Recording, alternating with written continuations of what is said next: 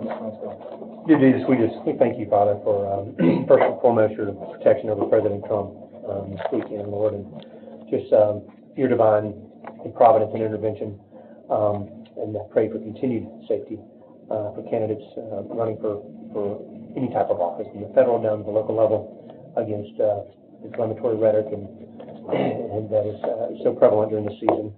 And I pray that you just give us wisdom and discernment and guide us and lead us on how to make the best decisions that we can on behalf of the taxpayers we're called to represent, and dealing with these budgets, Lord. And pray for your mercies and grace to overflow us. And thank you for your peace and rest, and that we can rest confidently in you and your Holy Spirit to guide us in all things. And we bless your name. In Jesus' name, amen. Amen. Thank you, Mr. Mansfield. Without objection, I would like to add kind of the report of the county mayor. I'll just go ahead and add it there. Discussion of potential needs to purchase a vehicle due to a recent accident. So without objection, I'd like to add that, and I would entertain a motion to approve. So moved. Second. All in favor? Okay, Ms. Charlene Allmiller. That's fine.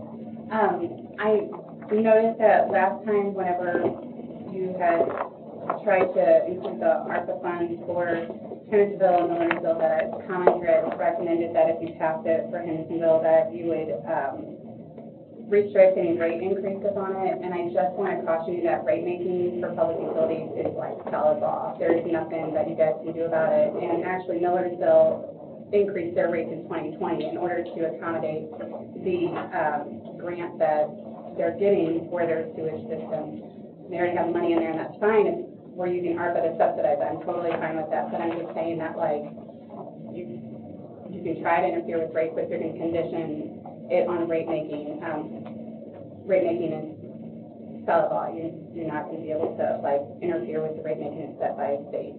Okay. And then I would really appreciate if you guys could reconsider the library funding to increase the hours by 4 hours per week if at the option of the library. I have been doing this,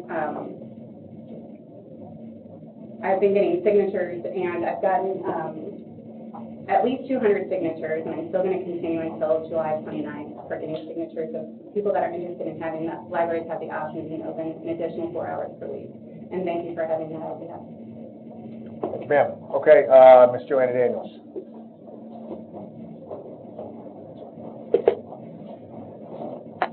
Ken, you don't look like Ms. Joanna Daniels. I saw you coming up. I'll sit down, Luke. Go ahead. Which one do you? Yeah, there you go. Okay, hi everyone. My name is Joanna Daniels. I'm the chair of the library board of Sumner County.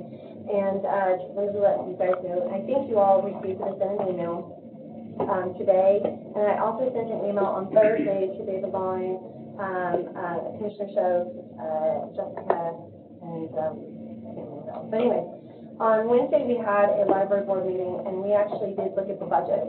And we were able to approve the budget and pass the library directors if they had any needs or anything like that.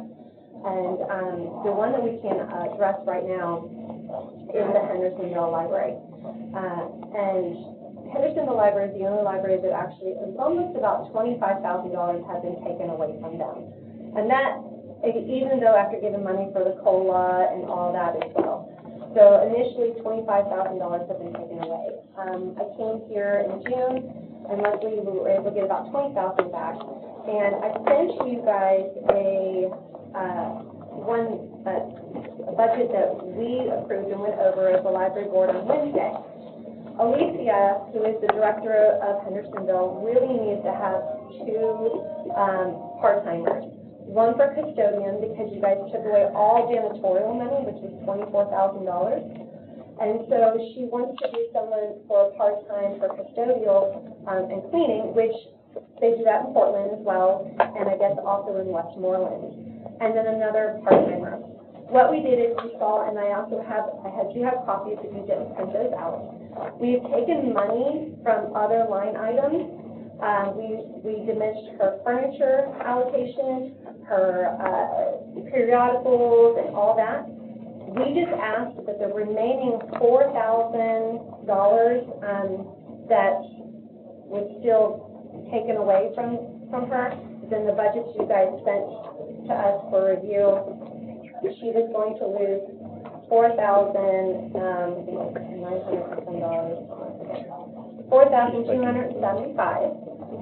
We're just asking that $4,275 come back into her budget, and we're only asking for an additional $494 from the county.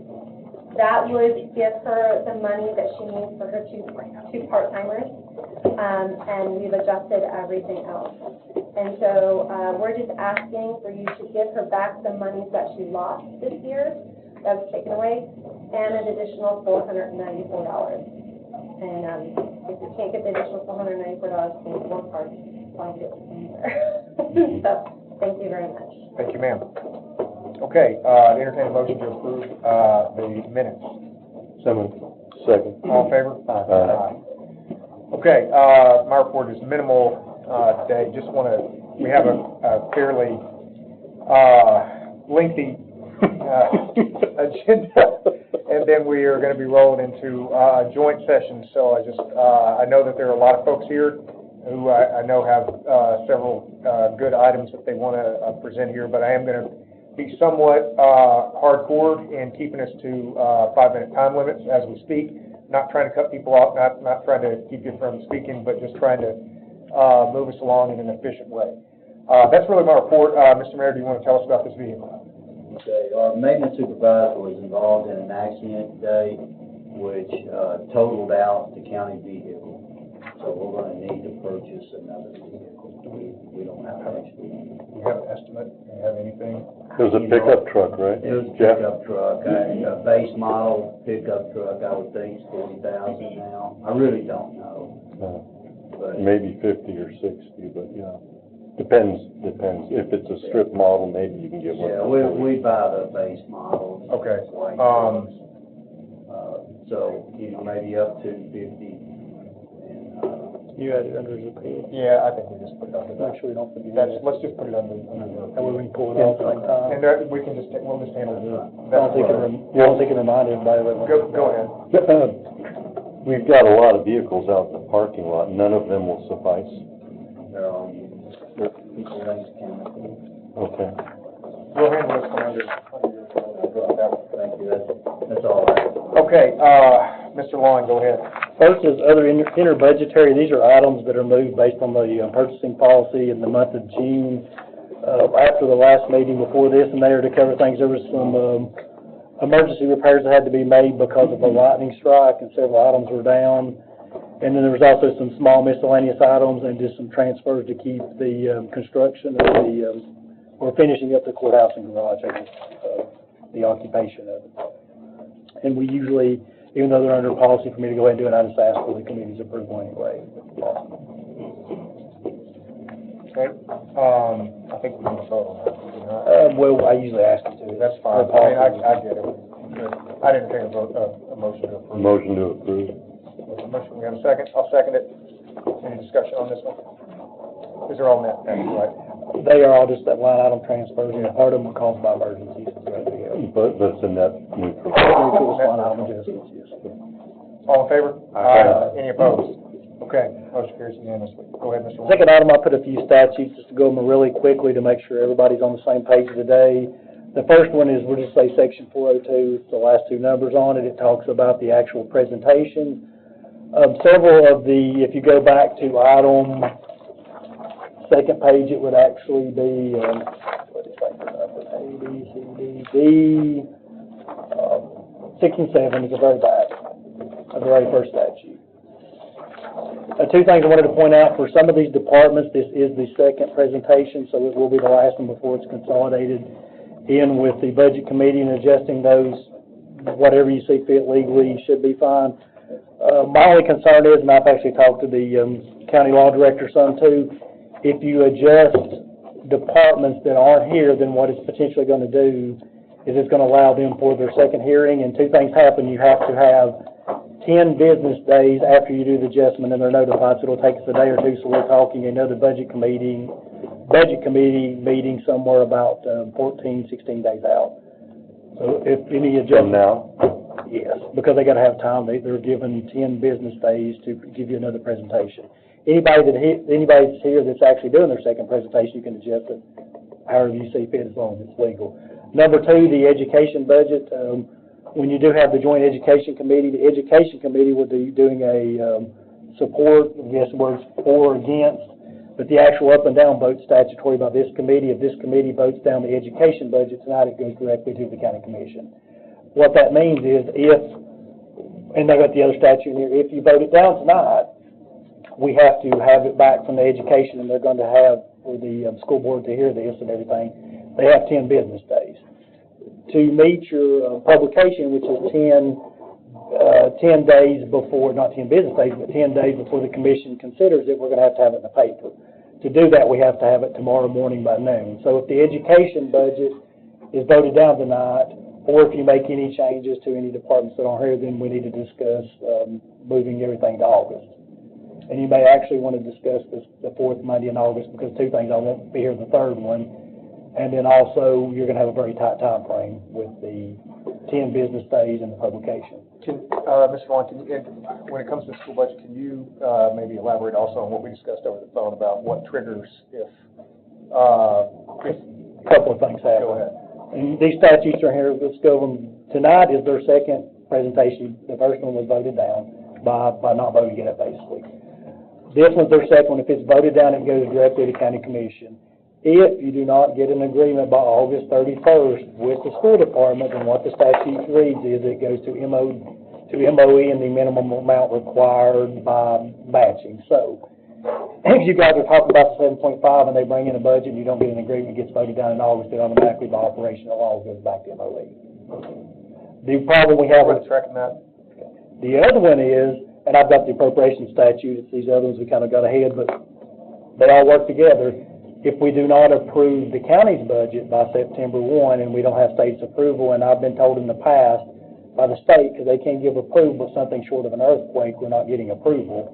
That means September 1, we don't have appropriations to continue legally. So that means everything pretty much stops.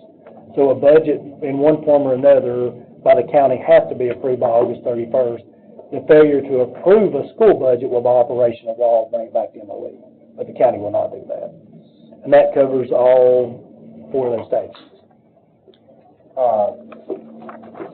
Is there any discussion in that information? Entertain a motion to discuss.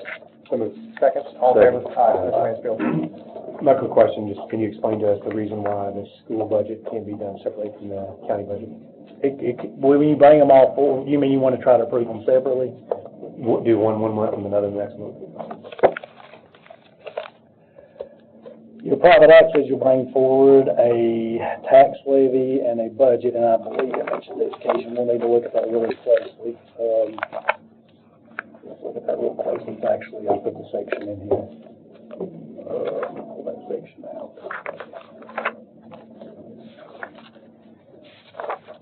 You mean go ahead and try to approve the county one and Yeah, the tax question was levy? posed to me by constituents, so I wanted to ask it. Just, I didn't think we could, based on the private act. We'll look really closely right now.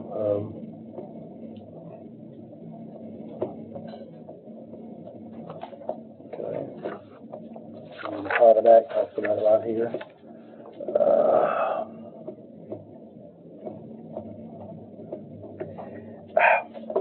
I would think it would be questionable, because what your private act says, it says, with the proposed budget, the budget committee shall deliver to the county legislative body a budget appropriation resolution and tax levy.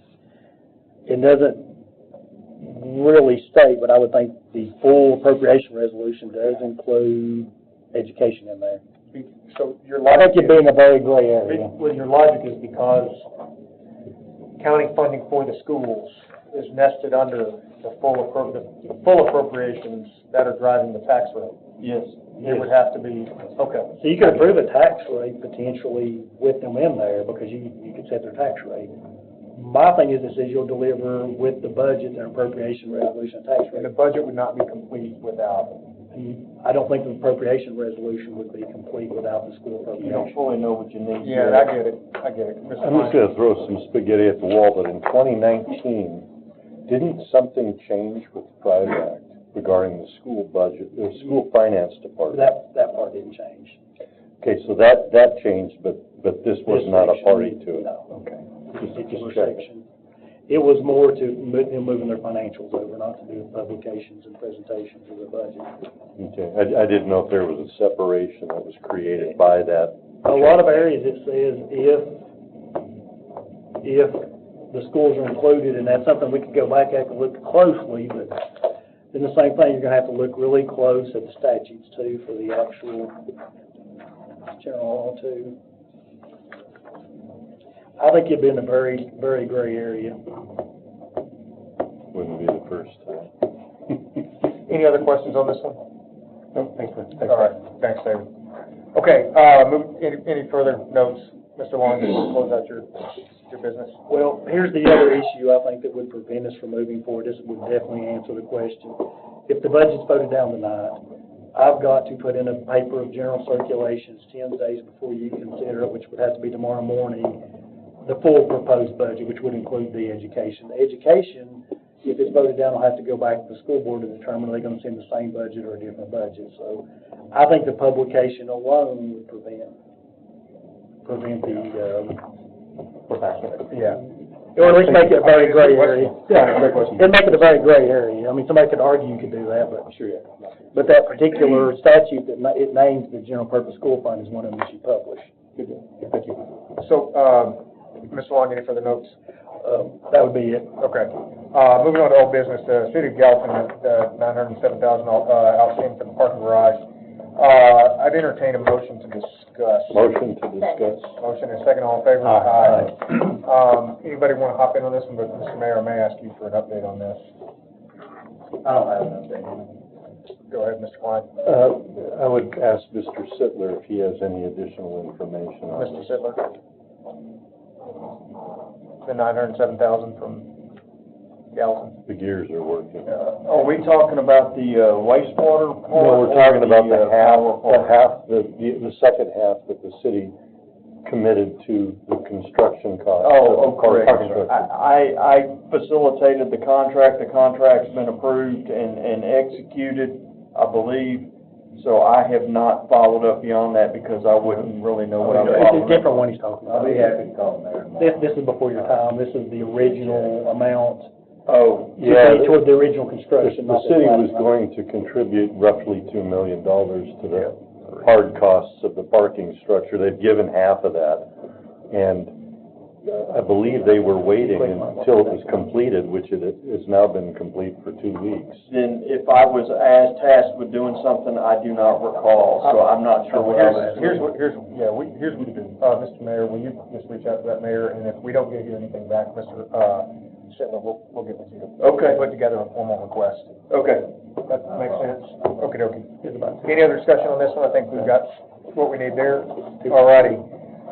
Moving on to new business, item A, did we get approval from the, on the field stripping machine lease? That was put back into old business.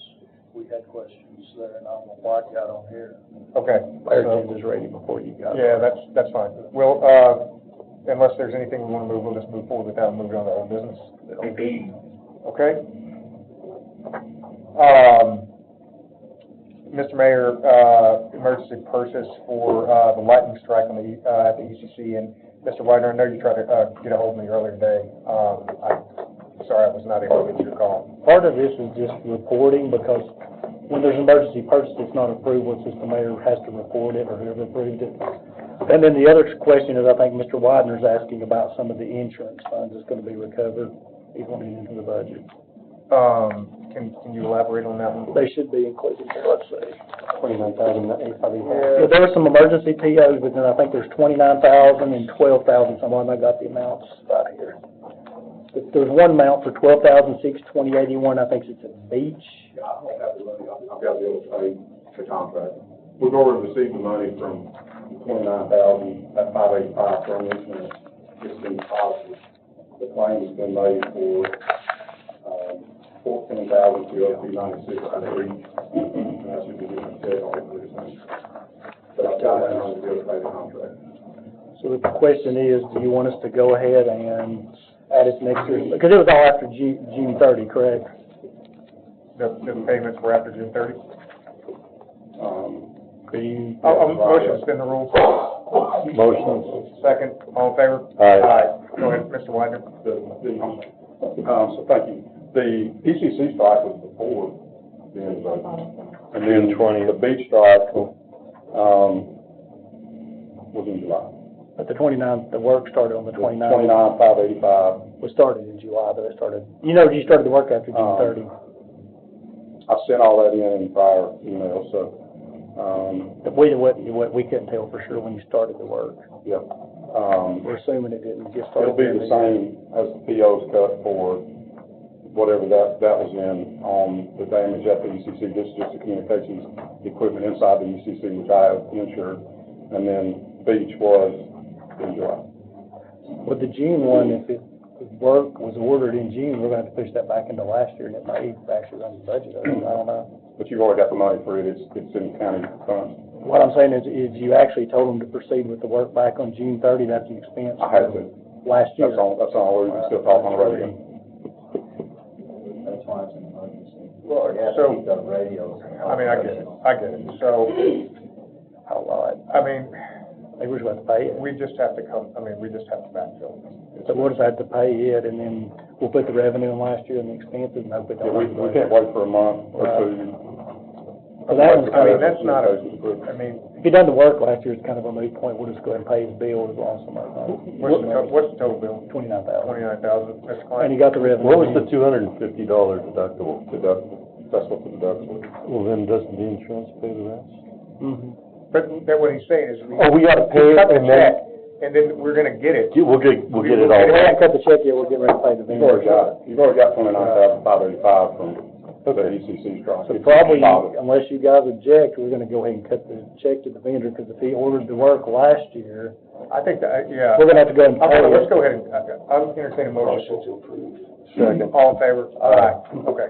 And then the 12, And that was for the Are you getting 29, that was for the 29,000. now the 12/6/2081 will be in this coming year. That's 14,202.96.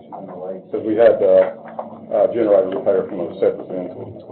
Yeah, give me the exact. 1582.15. What's the exact amount you get back, 14, you think? 14,202.96. And how much you paying? Is that the amount you're paying too, or? That's the total. I haven't paid any of that. So how much you get back for insurance, that minus 250? 14,202.96 minus 250 deductible. So it's just a 250 deductible, but, okay. So, well, the thing is, That minus that, and you'll. it's in this coming year, so the question is, you want that at the We'll revenue just add it. expenditures when we get down to his budget? That's what we'll do. We'll add that one to next year's budget. We just took a vote. Well, I'm gonna give it to the second reading to do the previous one to previous year's budget. But I don't What have a we can do is line, the budget will have to run over. Well, that's fine. I don't have a line for deductible, so I'm asking for the full amount. So, I mean, it's 250, that's fine. Just, So the expense of 14,202 and revenue is that minus 250. that's fine. Whenever we get to the budget, That's fine. you want to do it his hearing? Before we do that, we'll just do that one with this year's budget. That's And what we are saying. that's what we're gonna do with this one, what I wanna do, because I want to get the second reading for the previous one. So we can go ahead and do it. Just, on the other one, just say you're aware that I'm gonna be paying in the May exceeding budget. I don't know if he got 29,000 extra in last year's budget, I don't think he does. Can you do that? It's not a choice. I mean, I know we're it's, Anytime you do, like he orders it or buy something prior year, it becomes that year's expense, it don't matter what happens. Once he made that order, all right. it don't matter. I mean, we took a vote on it, that's fine. Go ahead, Mr. I'm Klein. confused. We got the check for $29,335 already. All we're budgeting is $250 for the deductible. No, okay, the 29 we're gonna have to pay, it's a full payment for $29,000. But we've got that all, we've already We've got got it the in the money back, bank. so you've got your money, that's fine. The issue is, once you close the year, you can't go back and adjust the budget. He spent this money last year because the tower He had to have. got struck by lightning last year. So when I go back, probably a day or two, we're gonna pay that. I'm just making you guys aware that when we pay it, it's gonna run his budget over more than likely from last year. from last year, yeah. So we're making up the difference. But the net is $250. Yeah, the net is $250, so it's. But the 29's from, he hasn't spent the 29 yet. He All right, hasn't paid I think anything we can, Government. I don't have none. I can't get a PO. So that's what I'm saying, unless we, and I don't think we have extra in county bills, so it'll probably just run his budget over, but it's an expense we owe. yeah, no, I get it.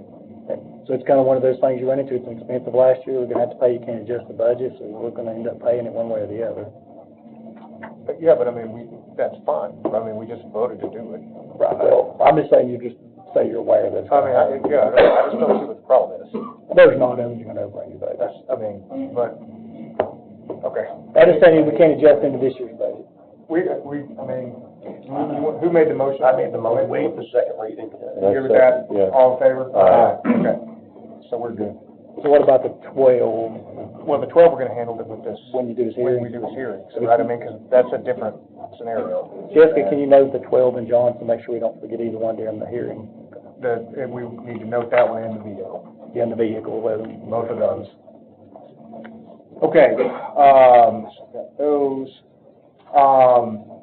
Resolution to amend, state subdivision of opioid abatement. This is, go ahead, Mr. Vaughn. my understanding of this is the way we can participate in the new settlements, correct? Is this the Kroger one? Yes. That's the way we can get the funds from the new Yes, settlement? we got hit with this last minute and, quick turnaround time from the state to participate in this bankruptcy settlement. So I had to run it through, General, wait, legislative? legislative. And, just so we can participate in the plan, all this has to be submitted by the first part of August, so that's why it's getting quick. Yeah, All right. yeah. I'm gonna bring us back to our rules. Go ahead. Any other notes on this? All right. I'd entertain a motion to approve. So moved. Second. All in favor? Aye. Any opposed? Motion carries unanimously. Okey-dokey. Items 4A through E are just leases, and they actually have the terms highlighted, they're multi-year leases, but it's things the county's always done, such as Westlaw, Comcast, and various other items that we really have to Is do. anything jumping out at us on these? No, it's just because they're multi-year contracts, you need Yeah. to approve them. We know like major increase, no. Nothing outside their budget, and at the same time, I don't think we want to shut down the Comcast line. No, I know. I just. Motion to group and approve. Second. All in favor? Aye. Any opposed? Motion carries unanimously. Motion to approve, tax refund. So moved. Second. All in favor? Aye. Any opposed? Motion carries unanimously. All right, let's have a recess. Good. Yeah, 30 minutes. That's the best budget meeting we ever had. Well, the next part, Yeah. I wish we could just attach this on to The fastest budget, Oh, the budget, that's our monthly budget. It's not the budget here.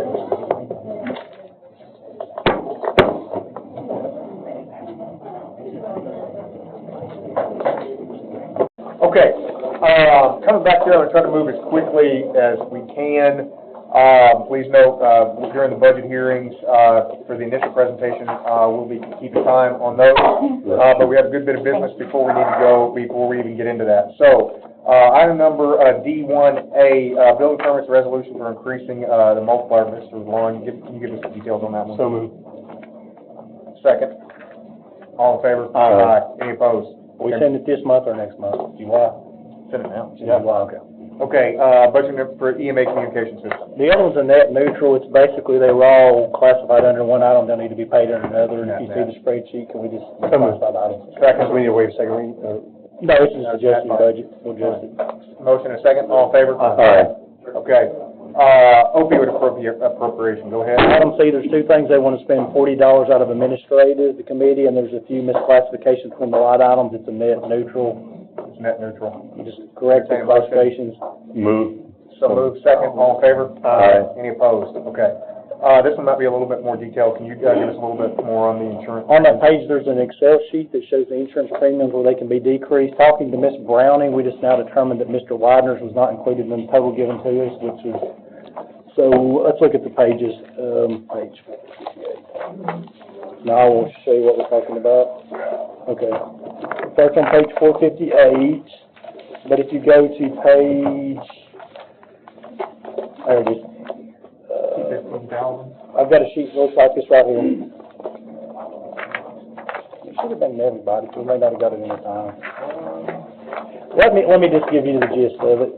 Right now, Mr. Widener said, based on our most recent estimates, if you look under your, liability items, under workers' comp and liability in the budget, we believe there's about $220,000 extra dollars in the liability and about $100,000 extra in the workers' comp line.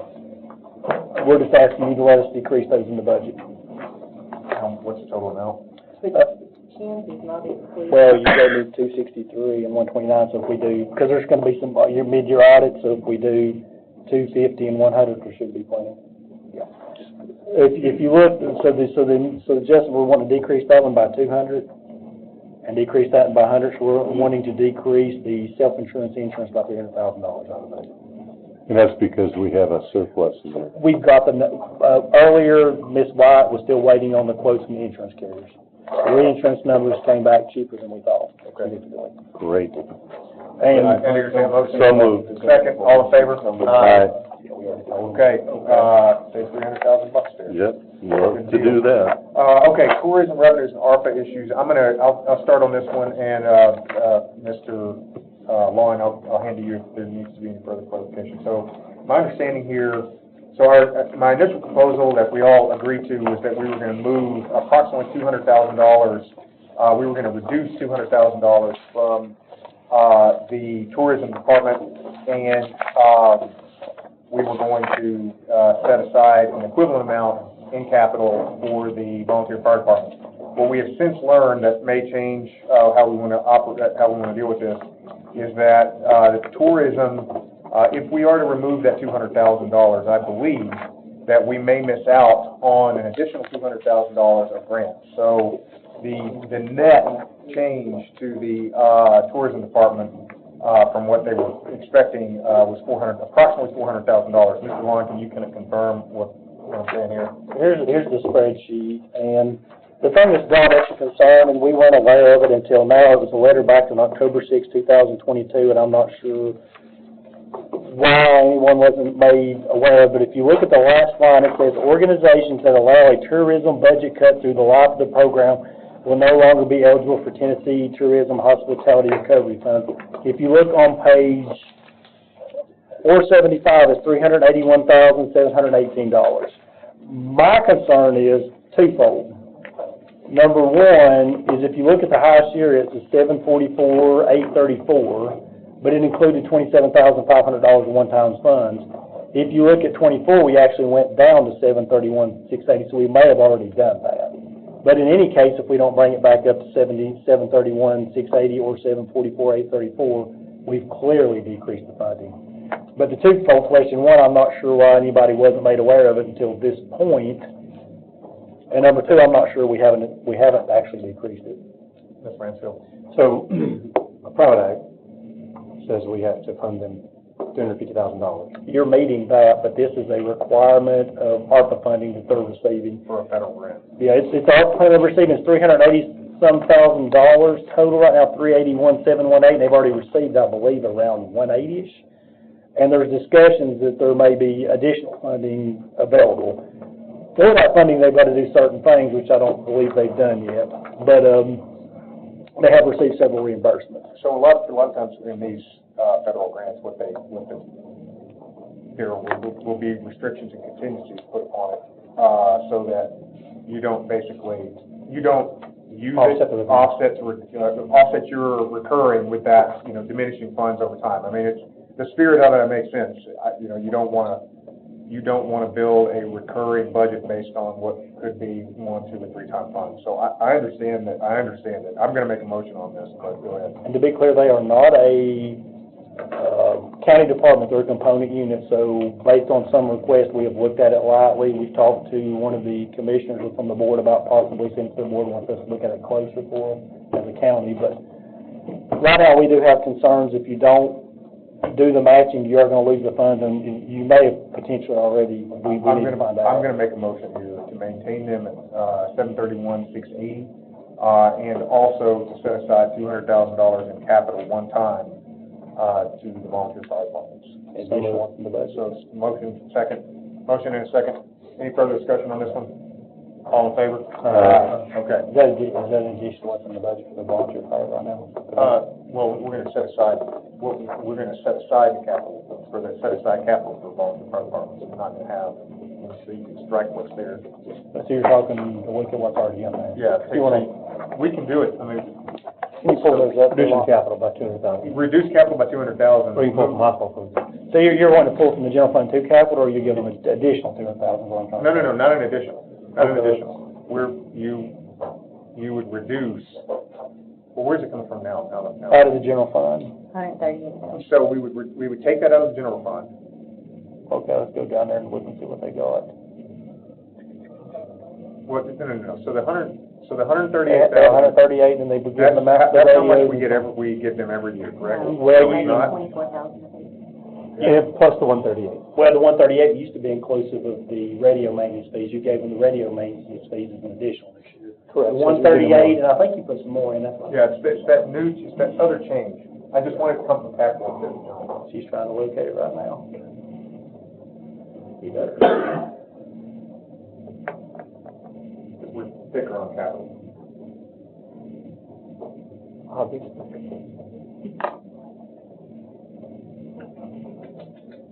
They're ones that are not hyperlinked, and we went in order with them, so. They're not hyperlinked.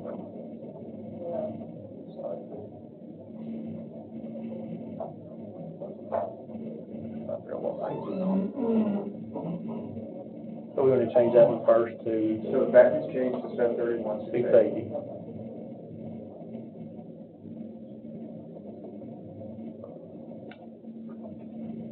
She also needs to change the, Now let's go to.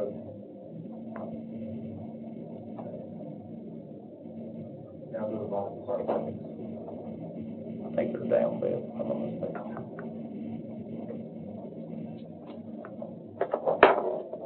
Rural fire protection. Yeah, that's them. That's it right here, 141. We're not gonna get their details. There you go. They were given additional 200, so you wanna remove that I want to 200? remove that and then Okay. move it, and then add it to capital. Okay. So it's the same thing, it's just coming out of Well, capital, here's- because I want to balance the general fund. Here's my only concern. And maybe and the county law director may not have the same concern. We're levying a tax that's called capital projects for county and state government. When we give it to the volunteer fire department, we're not actually buying a capital asset, we're just gonna be giving them cash. So it may be better to leave the 200 here and just move $200,000 more property tax into the general fund versus the capital fund. It may be a lot cleaner. I mean, I guess I'm okay with that, but I'm also like, couldn't they just submit a list of requests? And they could, basically have a list of requests, then we'd approve it off of that capital expenditure? The county won't have any capital assets for a capital levy. It needs to be general. All right, that's fine. That's what I'm thinking, That's so probably if we could that's put that, fine. could we just increase property tax by 200,000 in general, and decrease it by 200,000 over in capital? Yeah, we can do that. I mean, it's the same, it's the same. It does the same It does thing. the same thing, that's fine. That's fine. And it's a lot So cleaner. I'm gonna change, I'm in my motion, because earlier I said that it was coming from capital, to instead shift from capital to general, add the 200,000 from general, keep that at the volunteer fire departments, and add the 200,000 back to the, motion in a second. All in favor? Aye. Any opposed? Okay, motion carries.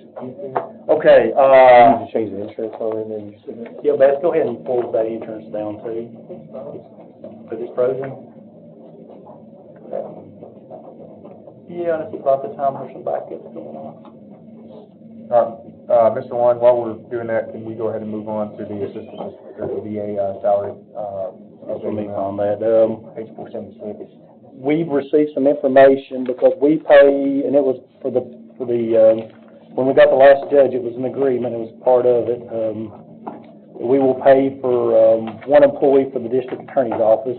And when anything you pay for the district attorney's office, you actually have to match for the public defender if they request it. So on page 476, we have the original now and what's requested now. They weren't aware of a step increase, and 476, where it starts. And you can actually see it on page 478.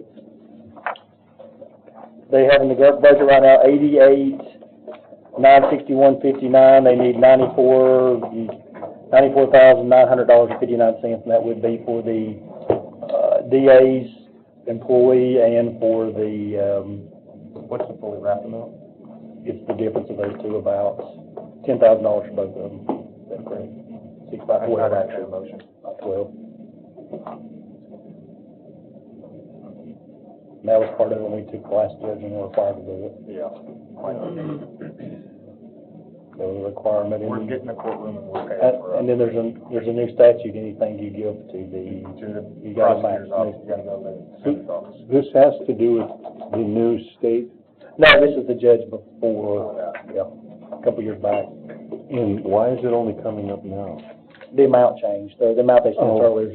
Oh, so this is an increase. They made a request to adjust it because we're going to end up increasing during the year if we don't now. Okay. It's required by law. Yeah. Yes. It should be $94,901. And one below it should match. It's those two right there. Not much. I entertain a motion. Second, any discussion on this? All in favor? Aye. All right, motion carries. Go ahead, Mr. Item G is completely flow-through money, it's the DGA, we did not have it earlier, so there's really two ways we can do it, just make the changes after this meeting and you approve the changes, because it'll have a zero net change, or you can do it as an amendment directly after you approve the budget in August. What's the DGA? Direct grant access, it goes to the health department, 100% funded by the state. Did not have the numbers, we received them the other day. Okay. So, So, I think the cleanest would be to leave the budget as it is and to do a resolution immediately after you, adopt the budget to adjust up the revenue expenditures. Say that again. You could leave the budget as it is and we could just have a resolution that after the budget, you immediately amend it to the Okay, so do we need to do anything with this right now then? You can't, not really, we All can right, just do so it. let's punt, I mean. But it's August. Let's punt that to whole business. County clerk and base Comcast fees, I think those are nominal. Yes, they're nominal, she needs them, and also it comes out of her data processing fee, so it's a net neutral at the end All of the right, day. so move, second, all in favor? Aye. The next one is the school has some bond balances they've not been able to spend. They're not carried over to next year's budget, but they're bond money, we need to spend them quickly. It'll increase the reserve, and it's from issued bonds, so I'm just asking to move that over to the 25 budget. Those two How much small is it? amounts. On page, they're very small. Page 507 and 508, 2,000, the other two small amounts, 2,732, all right. and 32,500. Is there a motion, how much, 30? Yeah, they're right on top of the others on that. They're right here on these sheets, if you look on that. And they haven't had a chance to utilize these funds, so we just want to carry them over to next year's budgets. Okay.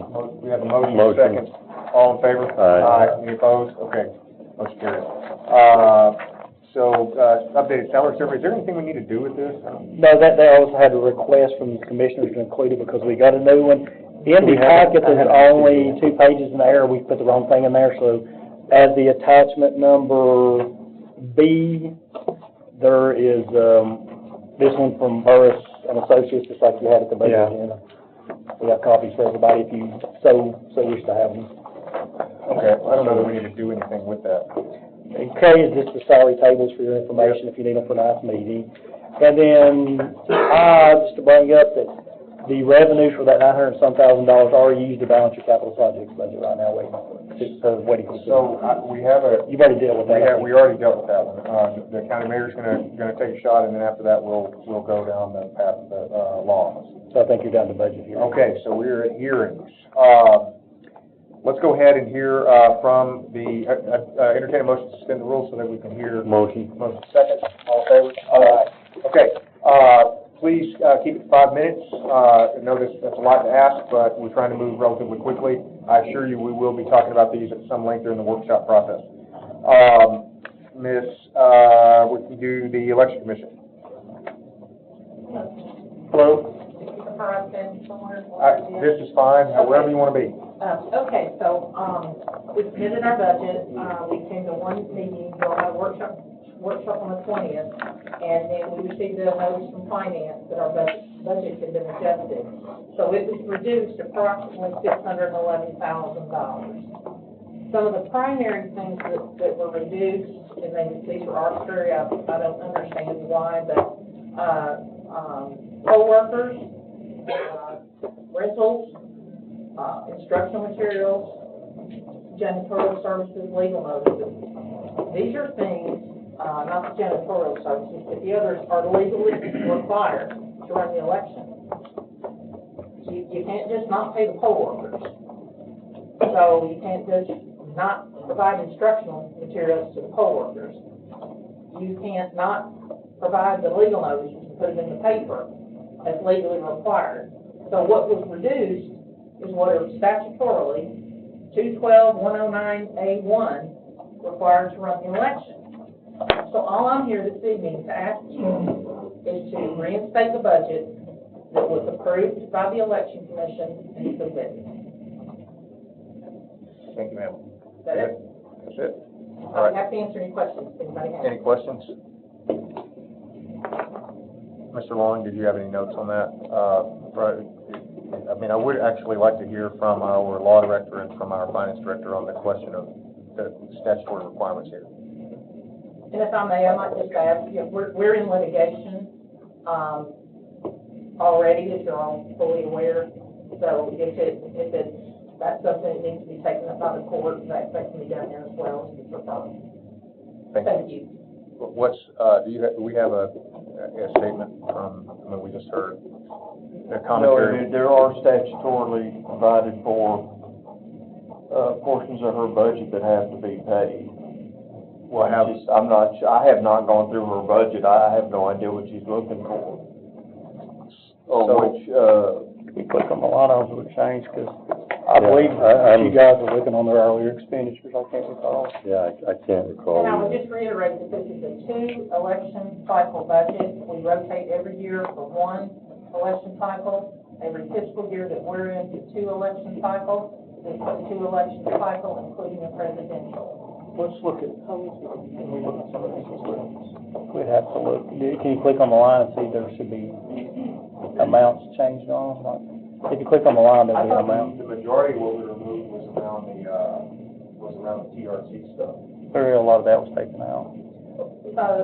Well, based on what I saw, the convenient bill sitters were taken out, that was approved by the election commission. That's not a decision that the county commission gets to make. That's a decision the election commission gets to make. The county commission is party from that. And some of the salaries that were taken out, all the other departments received varying salaries. For some reason, ours were just across the board, each employee, regardless of tenure, responsibilities, or anything, we're all given a $1,000 raise across the board, regardless of any of the different levels. And I don't believe that the salary survey would support that. I don't know how to. Are we looking at the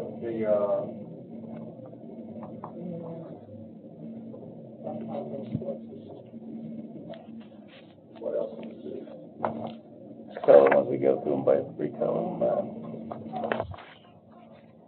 And then the mayor may have something to add on this. The janitorial services were removed from 1019 Municipal Road, but the maintenance department here said they were not going to provide the services. So regardless of who's in the building, those services are going to have to be provided. Is that correct now? Yes, ma'am. Okay.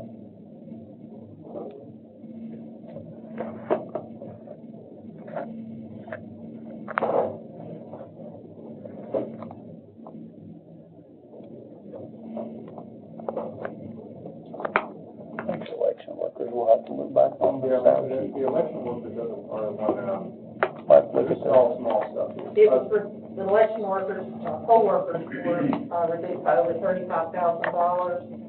That would remove over 100 poll workers in the election. Let's look at back up to the poll workers, this one. Just do the line item up here first and see what it looks like. So,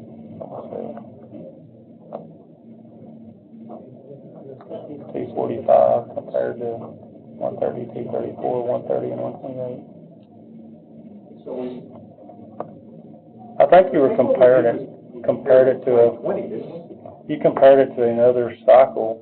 yeah, we compared it back to Yeah, like that right there. So, There's other ones you can add high out there, like earlier years should be out there. yeah, I mean, because, well, wait, so, 234, 245.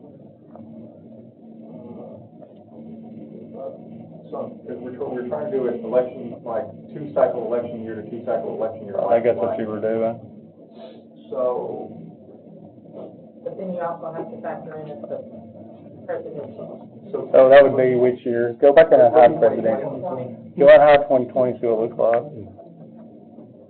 I think that's the number you used, and of course, we've gone since then, and what's the number for this one?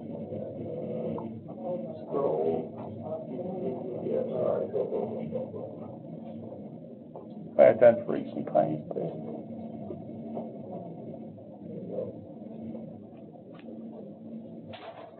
I think that's what we did.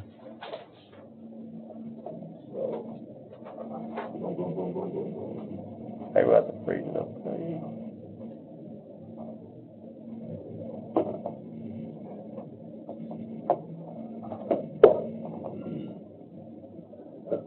Which year, 2020?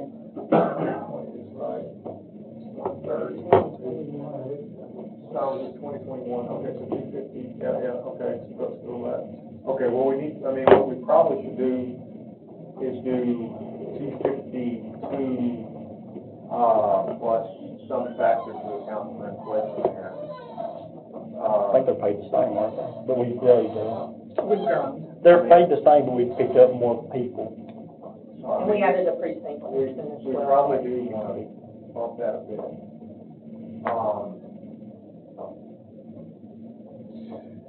52.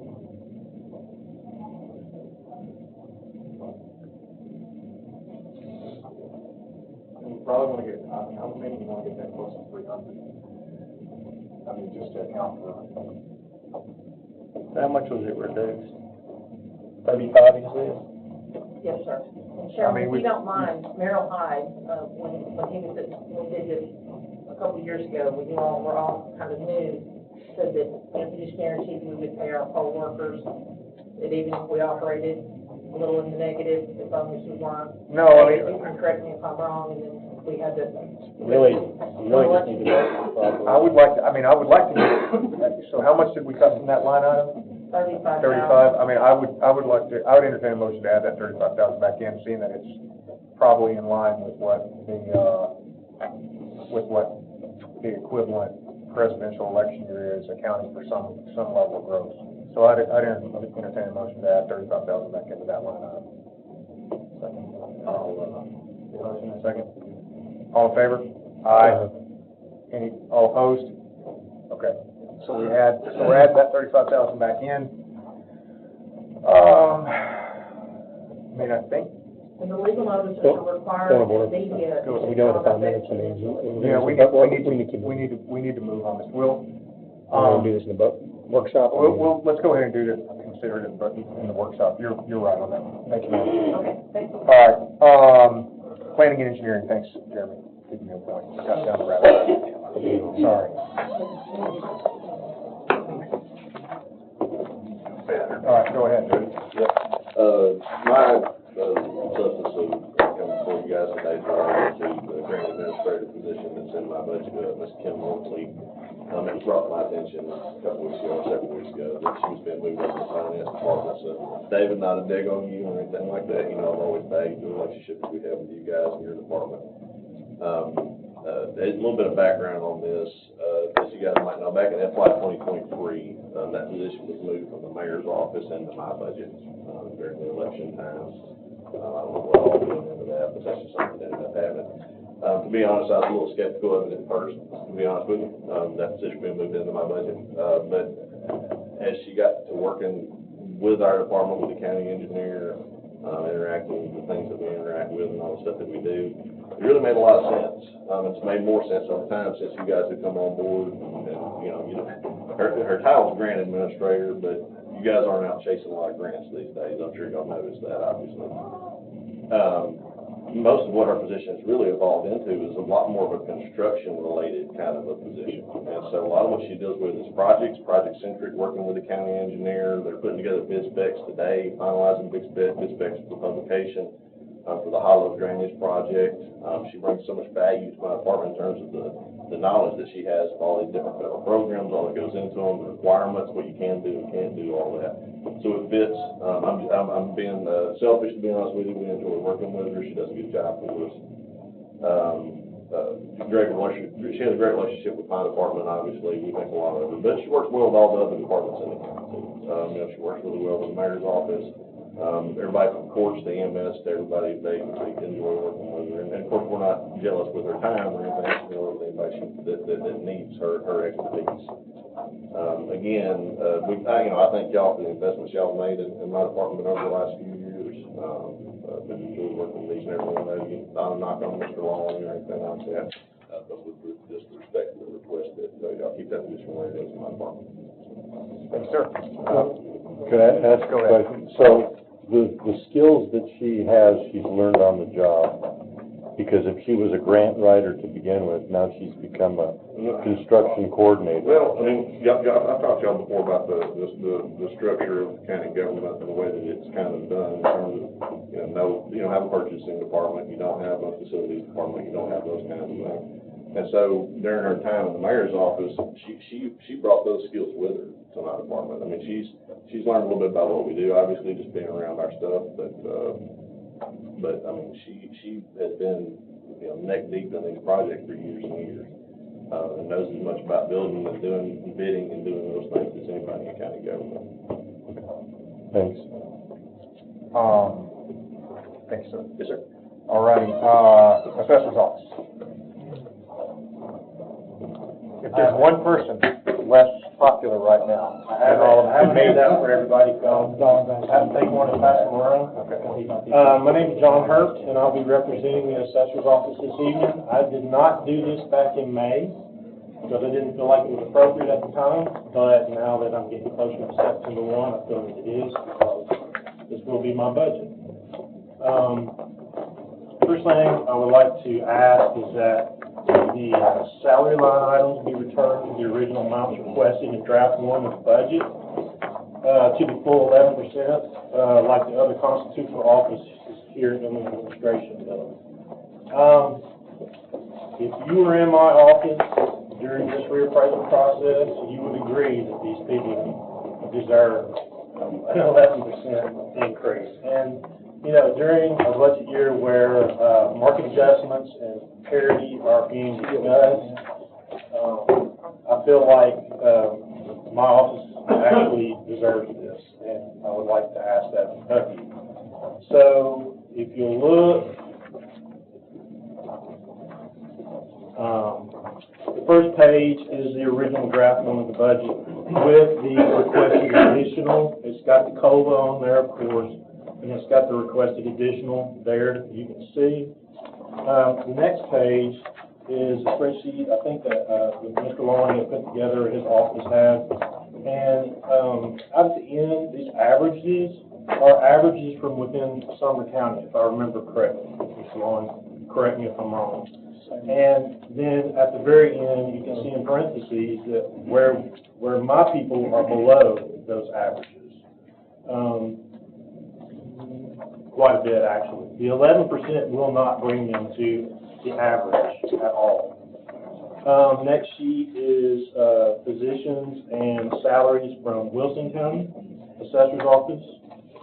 The next one over is from Montgomery County. These are all for your information. I know we don't have time to go through all of it tonight. The next one's from Williamson County. And it's on 2 separate sheets. It has their grades there on the second sheet.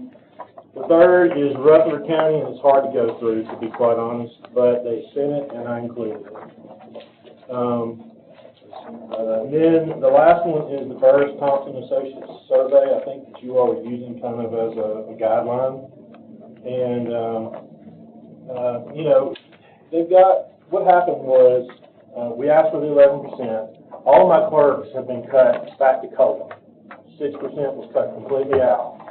And then for my field men, commercial man, GIS personnel, were cut, the requested additional was cut by 3, so, 5 plus 3 is the 8 that is showing on that one sheet that Mr. Lawrence put together.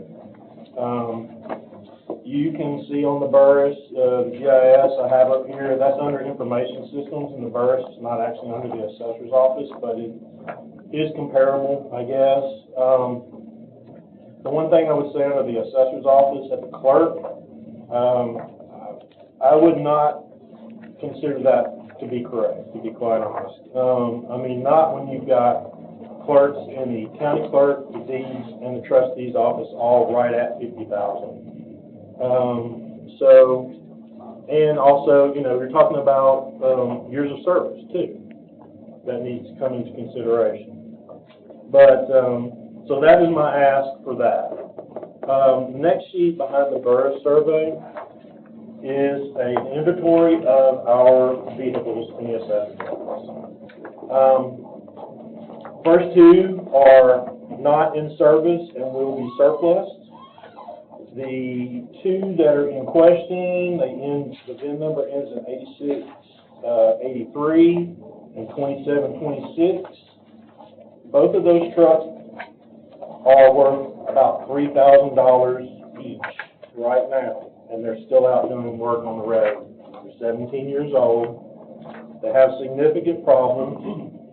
The Ford is using oil right now. It's probably an engine failure waiting to happen.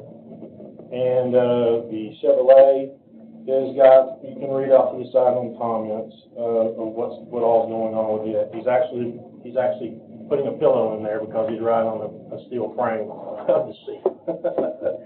So I think we've hit the point of diminishing returns for these trucks. One major repair for these, and we're going to be over what the truck is worth. So we requested in our original budget $80,000 for 2 new trucks. I would respectfully request that you reconsider that ask. Is that an accurate price for what? From what I saw of invoices from the last trucks that we bought, which were 22, I believe it was. We rarely get trucks. 4-wheel drive with light packages on it. That's another thing, the safety, you know. They have lights on top and they have flashers for when they're doing review and all that, so hopefully nobody runs over the top of them. We were able to buy right at 38, I think it was. But that's been 2 years ago, too. So, you know, that might be cutting it close, but that's what we asked. Okay. So, and I wish Commissioner Boyd was here tonight, but she had this last question. And also another thing, I mean, if the trucks are not possible, then I will need to add more money into my automotive just to cover whether or not something goes wrong with one of these trucks and y'all want me to keep using them. So if trucks are not available, then I request, you know, another $10,000 in my automotive. And the last thing is TCA 67-1-506. If you look at the assessment summary page, on the right-hand side, you'll see our total parcel count for Sumner County is 93,825. I'll also let you look at or point you to the assessment total, which is $11.1 billion, which a lot of hard work and a lot of time and a lot of good people go into that assessment in my office. So TCA,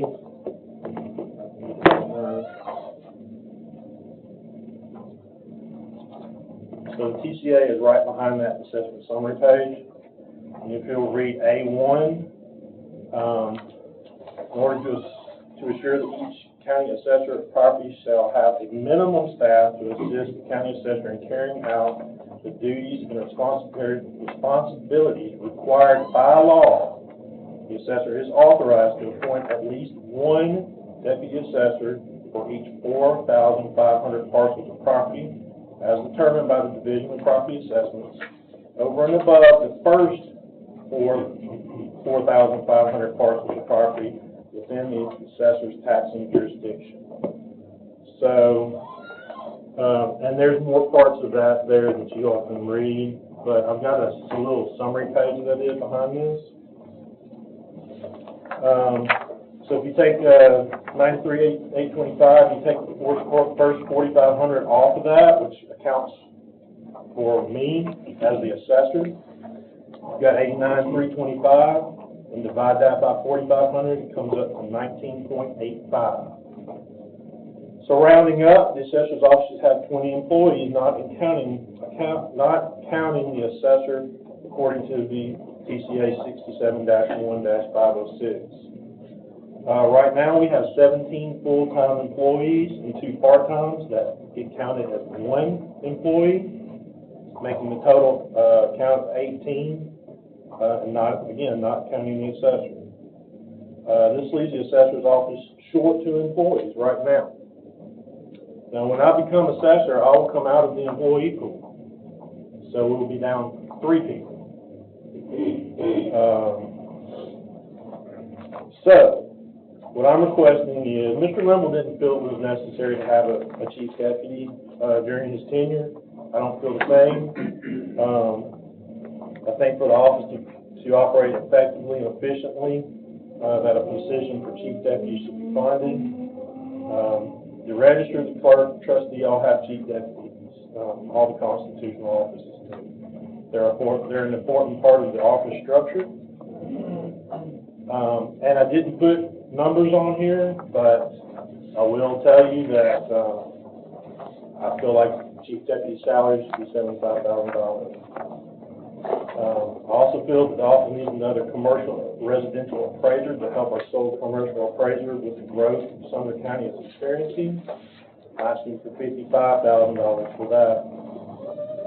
And a GIS technician would also be beneficial to the office with the volume of subdivisions and deeds that are being recorded. I'm asking $50,000 for that salary line. And I think the last page is, I don't know, I've gone over my file, I appreciate your,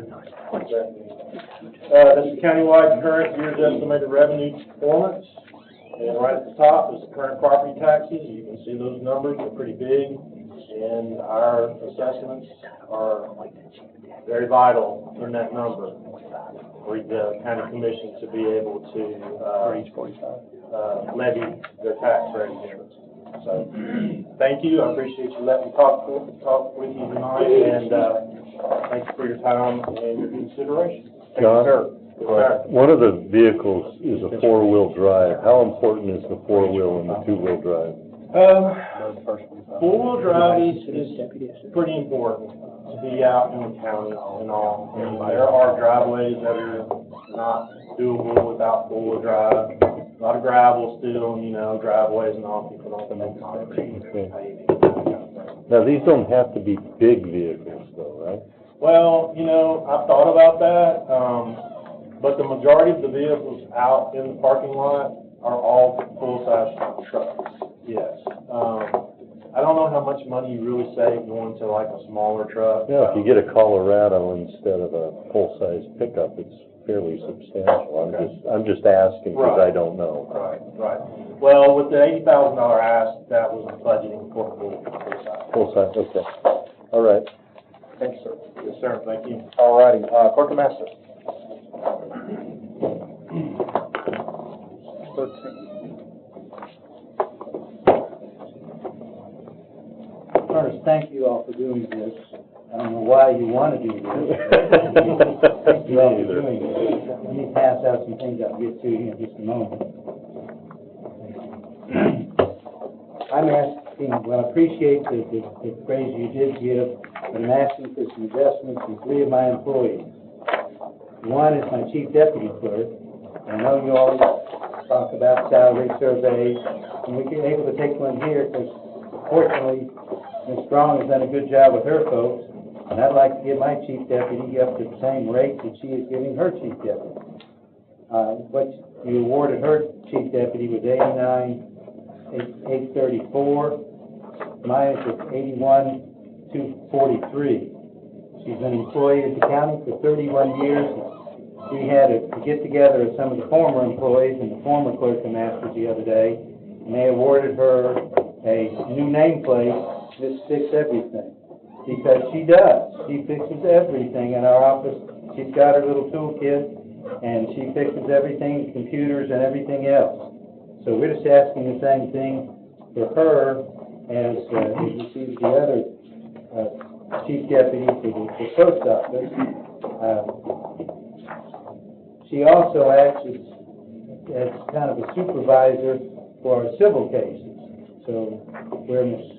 Strong has 2 supervisors and a chief deputy, I have 1 clerk and master who acts as a chief deputy or as a supervisor, and the other one I'm messed up on because I should have made Ms. Kim Davis a supervisor because she handles all the probate matters. Probate matters I just handed you. We right now have over 1,000 probate cases, estates going on right now, 478 conservatorships, 2,234, feel like Joe Biden, 234 guardianships. Now, I'm voting for the other guy anyway. Mark, you didn't trip. Now, the reason that's important is we have to do an accounting on just about all of those estates, every conservatorship. It's amazing how many conservatorships we go on both ends of the spectrum. We have so many more people who have autism than when I was growing up, and so many more people that are old like me that need a conservator, that we're having both ends of the spectrum. And that requires, we have to have a property management plan that has to be reviewed. We have to have an annual status report and an annual accounting. I did one yesterday for a young man whose grandparents, he's autistic. He just turned 18. We had to do a property management plan, and he's different than most because his granddad left him $1.2 million. We've got to supervise that probably the next 50 years as he is being cared for under this conservatorship. That's what she does, and it's very time-consuming, and she's training the others there.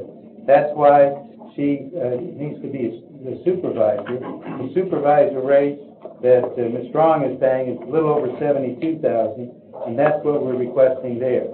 The other person is working closely with Mr. Sidler, is our young lady who does our delinquent taxes, and gets an earful just about every day from people who say, no, I don't know that. Yes, you do.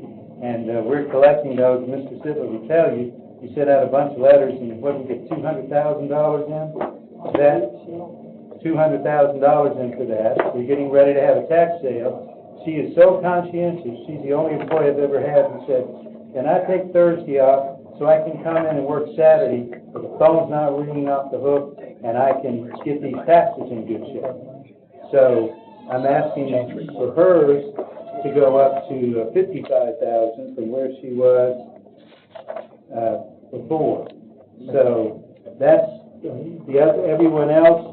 I'm pleased with what you've offered them and appreciate that. We're doing our best to keep things going on the chance report, because we have them when they're sad, when they pass away, when they're mad, when they get a divorce, and everywhere in between. So appreciate what you've done for us, and we appreciate you looking at that and kind of evening out with the other clerk's office.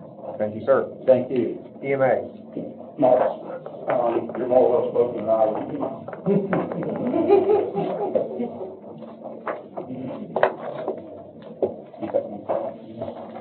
Thank you, Commissioner. So, I know there was some talk a while back about trying to get away from grant funding and paying for salaries. So I've got two pieces of grant funding to go towards my deputy director and my administrative assistant. That's 6877, 3219, with benefits.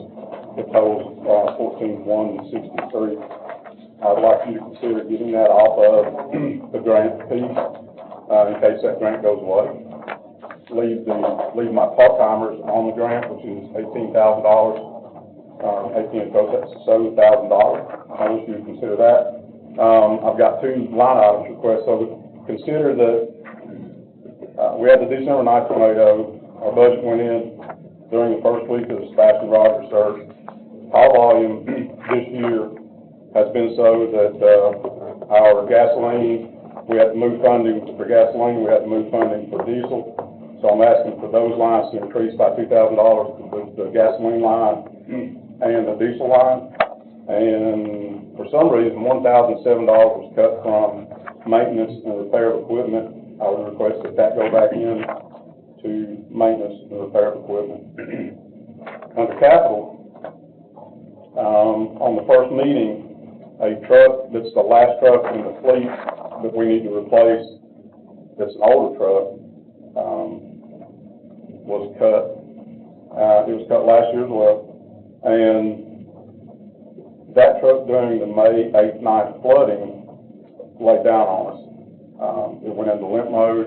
We got it back to the EOC. We had to hook a lot smaller truck under it to pull a great big trailer, which poses a safety concern. This truck is subject to go out of state, across the state, on EMAC deployments, and I'm concerned about the safety of that truck. And with the replacement of that truck, we won't have to request any vehicle purchase for several years. Then the next thing is the drones, and our drone program has grown immensely, and that has passed GenOps twice, and I'm requesting $44,000 for replacement or upgrade on drones, and that's everything I've got. Thank you, sir. Any questions? All right, thank you. Okay, EMS.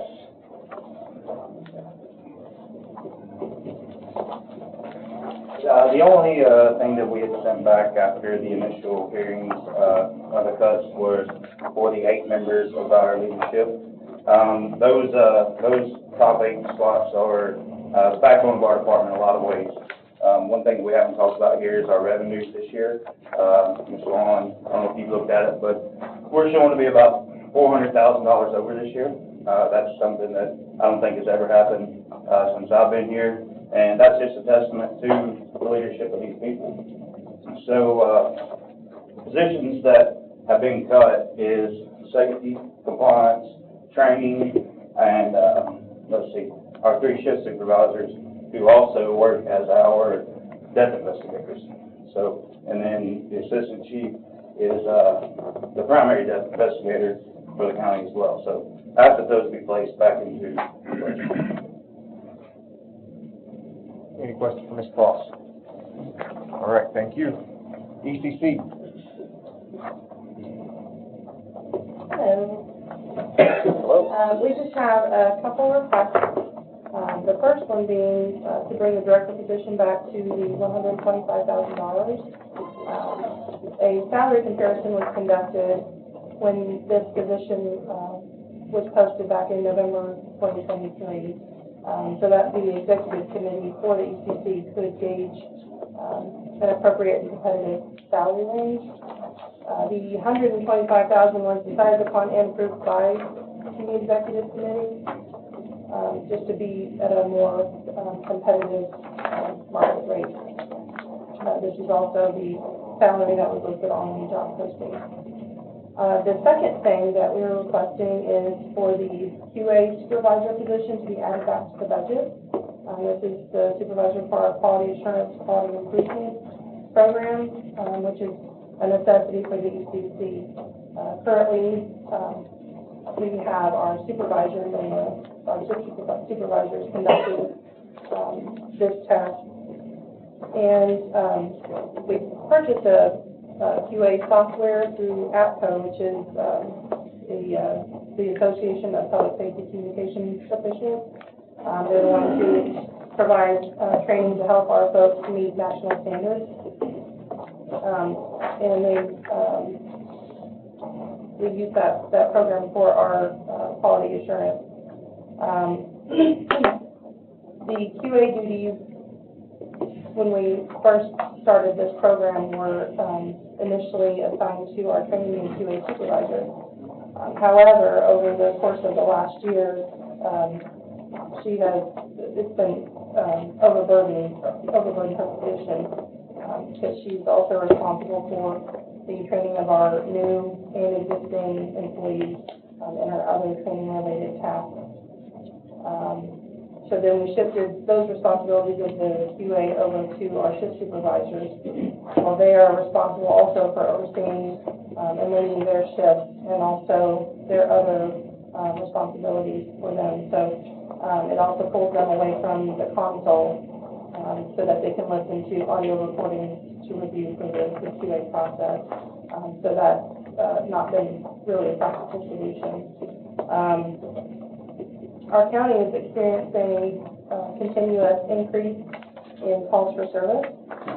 In 2023, we had 215,000 calls for service, which was an 8,000 increase from the previous year, and then 10,000 increase from the previous year before that. So with our increasing call volume, that results in additional work that we're putting on our supervisors, and also creates more calls for us to have to review. They're also required to provide feedback to our employees in a timely manner. So with them having to do their supervisory duties plus the quality assurance reviews, it's impacting them, and it's not practical. So ultimately, our goal, of course, is to utilize this training tool to provide continuous improvement for our employees at the ECC, which in turn will allow us to provide greater service to the citizens and to our public safety responders. Finally, I'd also like for you to consider that 68% of our budget is budgeted back towards the city. So, any questions? Questions? Thank you very much. Oh, go ahead. What does that mean, it's budgeted back to? It's a, joint venture. We pay part of it, the city pays 68%. We pay the third. Oh, okay. 32. Okay. Thank you. Thank you, ma'am. Circular Court.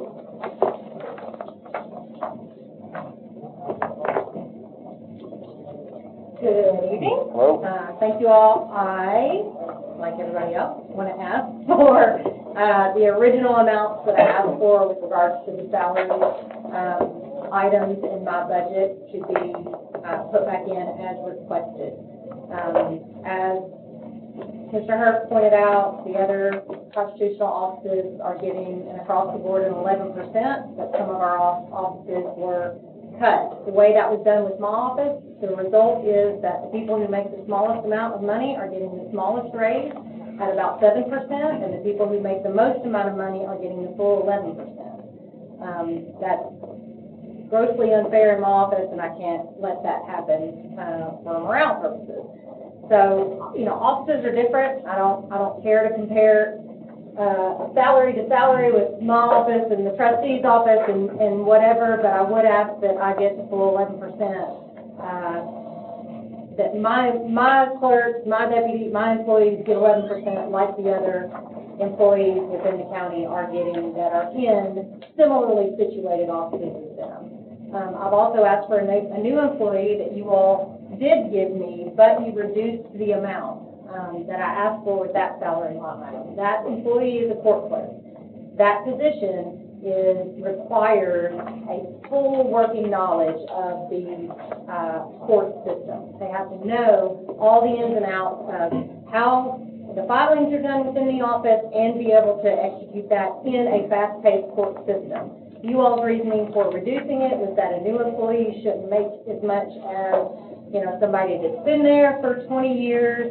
However, I will not be hiring a new employee into the court clerk position. It would require a promotion from somebody that's already in my office, and the new employee would come in. that scenario was not contemplated by you all, in that. So I would ask for the full amount to be restored so that, I can put somebody in my office into that more qualified position and hire in a new person at the lower salary from where I promoted someone. The other thing I did add, I just recently got numbers on our phone system, and the new phones that have been implemented are significantly more expensive than the phones that we had, and I didn't have any numbers on that until like a week ago. So I did just change my communication line item. That's the only the operating expense that did change. What was the difference? On there, I think it went from, I think it was an increase of like $4,000. I think it's like $6,000 We had her hand that out. We got it. Okay, a year. We got copies of it. And we can deal with that down the road if we need to, but I thought, I know I put that in super late, but I just got those numbers and thought, while we're dealing with it, Is it in your email? I mean, it is. Okay. And then, I also added a few things to my, to a data line, and that's from my data fund. It doesn't affect the budget. And again, I can deal with that later, come back to y'all later if I need to, but I thought, while we're doing this, let me go ahead and plug in a few extra things that I found, since I originally submitted the budget. So, essentially, I would ask for what I originally asked for, the 11%, across the board for my employees. Personally, what I would really like y'all to do is just to give it 11% overall on my line item and let me do with that what I need to do with my employees, in my office. Because especially what I don't want to see happen is people who make the most getting the biggest bump, and the people who are struggling the most financially in my office getting the very least amount, in a raise. So, I have a question. yeah. The new position, the court clerk, is that what you were saying it was? Yes. I'm looking at your organizational chart here, and the only circuit court clerk I see is you. No, it's just it's a deputy clerk. A deputy It's a deputy clerk. clerk, but the position that I have to have, the only reason I need a new deputy clerk in my office is because by statute, I'm required to provide a clerk in every courtroom. And with the addition of a judge, I have to have a clerk in the courtroom. Okay, and this organizational chart shows 1, 2, 3, 4, 5, 6, 7, 8, 9, 10, 11 court clerks, and you need a 12, is what you're saying. I don't think I have them designated as court clerks. Deputy They're clerk. just deputy clerks. Yeah, that's what I don't have it on there as who are my courtroom clerks and who are my non-courtroom clerks. But you're saying the new position is a deputy clerk, right?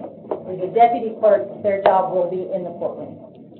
Okay, so is that a different position than these 11 here? No, it's the same position. It's just my courtroom clerks, are on the higher end of the pay scale, generally because they're more experienced and have been there longer. Okay. So the new position I asked was a higher end of the higher pay scale, but y'all cut it. So it's not on this organizational chart, is what you're telling me, right? It is. Where? It's a deputy clerk. It's a deputy clerk, but it's a court clerk. Right. Okay. So the only other thing I would say too is like on our salaries where it says deputy clerk 1, deputy clerk 2, that means absolutely nothing. Like, you all like cut my deputy clerk 1 by X amount of dollars and deputy clerk 2s by X amount of dollars. Well, I mean, if you look on there, there's deputy clerk 2s that have been there for less time than deputy clerk 1. Because I might have a deputy clerk 2 leave, and when I hire in a new employee, they're put in as deputy clerk 2. And I mean, we don't know, like, I have a deputy clerk on there that's listed as 1 or 2, and they're actually a supervisor. But I was told I can't change their title, even though I had the money in my budget to give her the bump in pay. So those titles in that mean nothing to us, because, I mean, that's not communicated between our office and the finance office. Okay, well, it doesn't help us either. I mean, nobody ever asks me, when I have a new employee, it's never stated whether there's deputy clerk 1 or deputy clerk 2, and then when I get the budget, they're just plugged in as something. Should be on the new hire sheet, but the person that's been doing that's gone, so she contacted the new one. We're at five, Yeah, anything else? go ahead. Thank you, ma'am. Thank you. Okay, sorry, I need my agenda here. The mayor's next. County Mayor. All right, first item, a couple of these David, Lauren will probably weigh in on, but on the Rolling Acres improvement project, we need to get that road over to complete the project. So we're just asking that you roll over the remaining funds into the new budget. The Archives Route project, we're asking that you carry over the $44,000 from the last budget and appropriate the remainder, up to $200,000. And, we haven't bid it yet. We're still waiting on all of that information, so, you know, we don't know where it's gonna land just yet. But we'd like to have that appropriation made, so we don't have to come back to you. But we will come back with a project, obviously. Greenway repairs, $44,650. We've got some significant flood damage that we need to fix the bridge and the culvert repair work, that bridge abutment, and replace the trash cans and so forth on the Greenway. So we're asking to roll those funds over so we can complete that repair work. And security cameras for the parking garage, I'd like for you to allocate $100,000. We've already had 2 reports of vandalism. We need to get those cameras up. And then, $100,000. Yes, sir. And, the cameras that we will use will link in with the courthouse, so the security team at the courthouse can also monitor the parking garage. And then I added on the 5th one, the courthouse itself. I'd like for you to consider, starting the bid process, getting it scoped out to bid out the additional courtroom for the new judge. The judge has been appointed, so we do know that they're coming, and we need to at least start the process. And asset for right now, you allocate up to $2 million.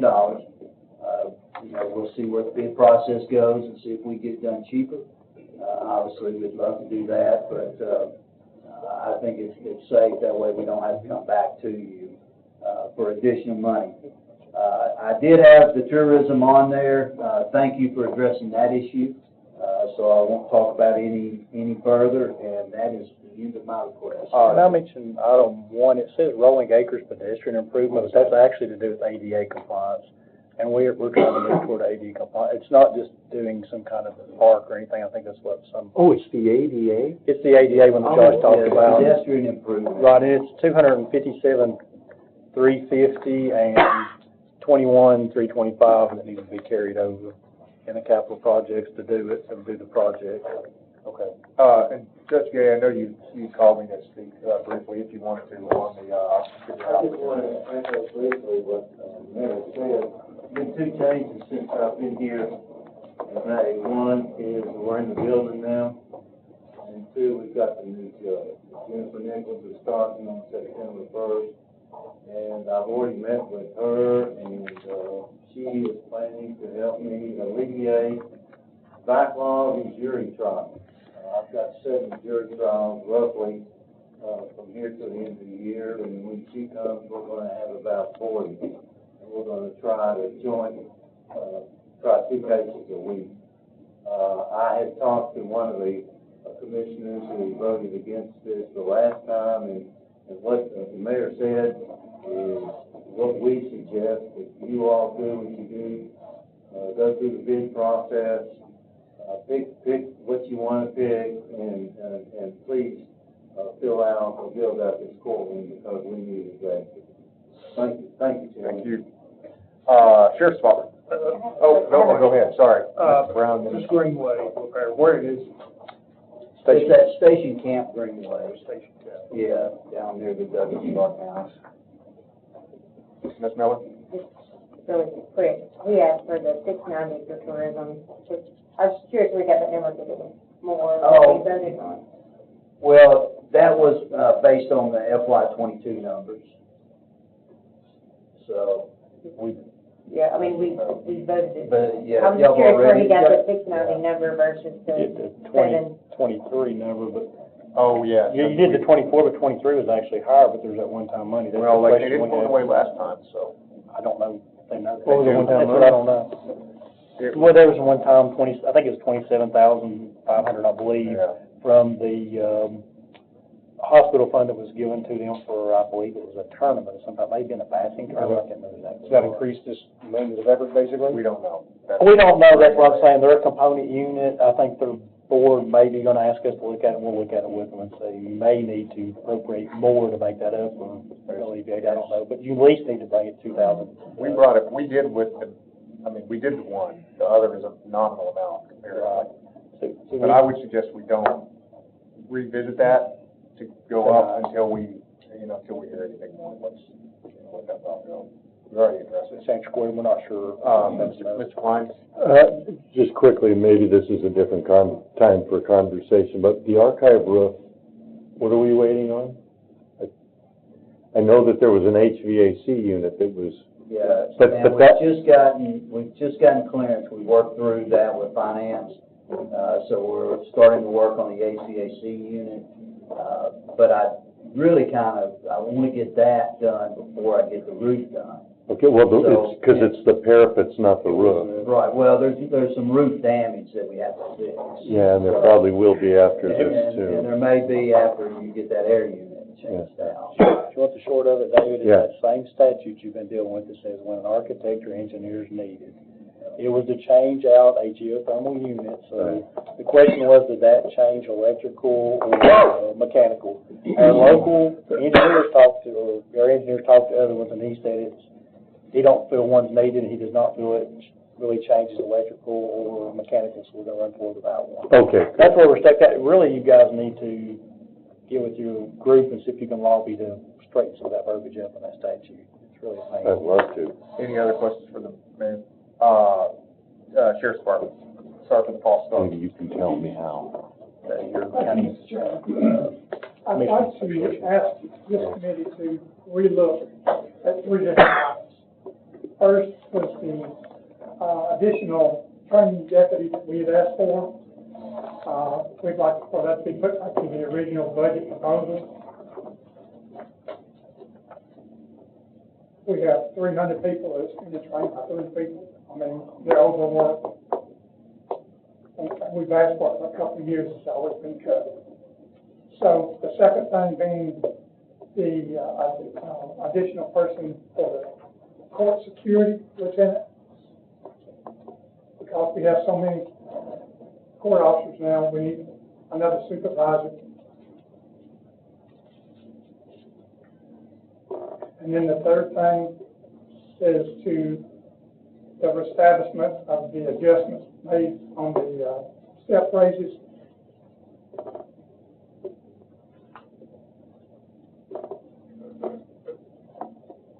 Got it.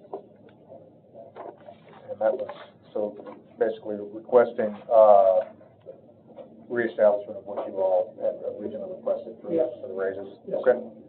Anything else? That's it. Sheriff Wilford? Any questions for the, sheriff? Thank you, sir. Thank you, sir. Okay, IT.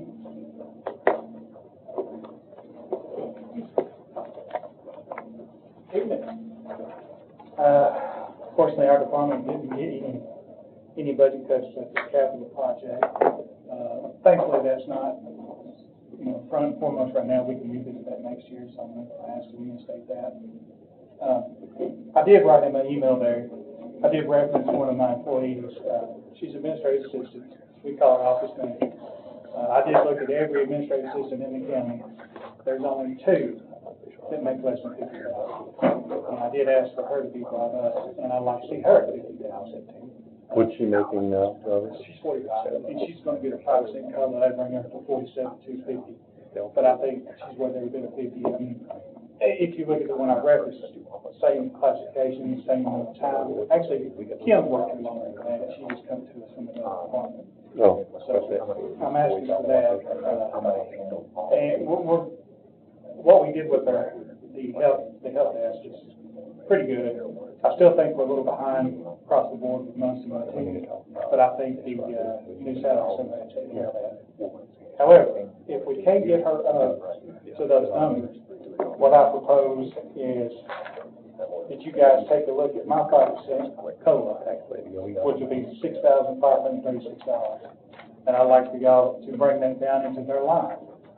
And I would like to apply that to her salary, and then take the remaining part of my COLA and apply to the rest of the employees. It's very kind of you. Anything else? That's all I got. All right, thank you, sir. Thanks, Robert. Okay. See, we got, one more item, which is the Hendersonville Library. They sent in but still within the time, it was a request for a change.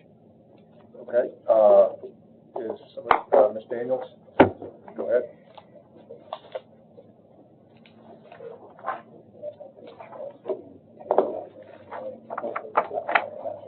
Okay.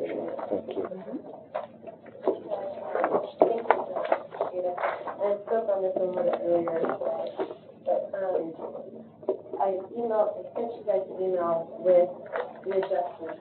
Okay, and as you can see on the budget that you guys have proposed, last year's budget was $938,686. And then this is on your budget, number 6. And then you guys knocked it down to $934,411. And we're just asking for it to come back up, and asking just for an additional $494. So we make it $939,180. And so literally we're only asking for $494 more for the Hendersonville Library, and that even already includes all the COLAs, the everything. We basically just moved money around so that we can get the part-time up to that $222,421, so that Alicia is going to get her two part-timers. And so, as you can see, we basically moved all kinds of money around so we can get that there. So we're just asking for you to bring back the cut that you made on this one, and bring us back to last year's budget, and then just add 494. So, so if you guys, and I thought, I don't think you guys know. Any other questions, Ms. Daniels? Go ahead. Yeah, real quick, I went out and met Ms. Daniels at the end of my visit with Alicia last Thursday at the library. So I just wanted to put this out in the open, just so you know, from my conversation with her, it was about extending library hours by 4 hours. One proposal was, to open it Friday. Long story short, she didn't think at this time they could do that, but she did suggest that they could be open 2 hours more on Saturday, and maybe take some days that are open at 10 a.m. and open the libraries at 9 a.m. And she was confident that she could make those numbers work without any additional revenue from us. So I'm just putting that out there. I'd like to see this committee tonight maybe do something that requires them to open the extra 4 hours. The citizens have been asking this for over almost 10 years. I don't think they would follow us at all. That is the library. Yeah, that's the library board. That's not a budget. So we can't put. I mean, the only thing. Yeah, we can't do direct for their hours specifically. Right. I mean, no, we did. They can do it, they just need to do it. We did it, yeah. I mean, look, let's put that together as a proposal to give, a contingent on the others. I mean, that's failed a couple times. We can do that, but we can't, once we give it to them, start telling them, otherwise, what's the point of the library? Come across as bad, but just want to put that out. I'd like to point something out too, that Hendersonville Library is still the source of debate between who's gonna own that in the end, so just FYI. Any other notes? Well, did you want me to comment on the 4 hours? if you'd like to, and then we're close on time, but go ahead. Okay, well, I was just gonna say that, the problem is that no one's actually come to the board and even asked us to do anything about this. And this is something that we actually had to find out at a budget meeting.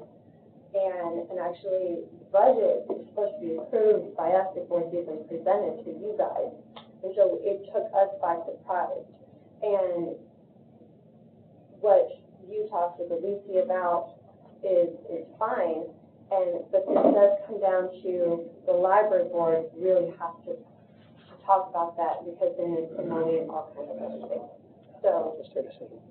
So that would make it real quick, so the citizens, I understand the citizen has a petition that I believe she said 200 signatures or so, I won't remember that number, but they could basically bring that petition to the board and say, hey, here's what I've got. Can they speak at these board meetings of their concerns and their desires to have that library open to them 4 more hours? Is that going to be permitted? I think it is, but I just want to make sure for the record. Well, so we have public comment at all of our meetings, and we just had one on Wednesday, and yet no one has given any of this concern to the board, just so you know. Okay. Thank you, Ms. Daniels. So the long and short of it is $4,769 is what you're looking for. I'm looking for you to replenish the 4,000. Yes, and it's the 4,275, 494. Got it. Whatever that is, I'm just kidding. Like, 4769. There you go. There. Yeah. Okay, thanks. Thank you, Ms. All right, Daniels. thank you. Okay, so I'm gonna give a little bit of guidance here. I appreciate everybody. So what we're gonna do next is, handle the ARPA, because I think we can go through that relatively quickly. And then when we get to item number 4, D4, number 8, section 8, part D, item number 4, that's when we'll handle any, proposed changes, given what folks have said there. We'll treat it kind of like a workshop. Edits to the FY 2025 budget draft 6, which is the one we're working on now. So with that note, we'll go ahead and I'm going to bring us back into our rules, and we will consider. I rarely do this, but I'm going to make, in the interest of brevity here, I'm going to propose the following: that for item number 3, that we approve item A, B, C, D, and F. Which I understand that we have that in ARPA, that we have the funds in ARPA, and I would propose that we approve those. I have a motion and a second. Check with that sheriff. Well, let's just handle A, B, C, and D if we want to, because we can get a note. So I'm gonna amend mine. We want to check what the numbers are in the smart books.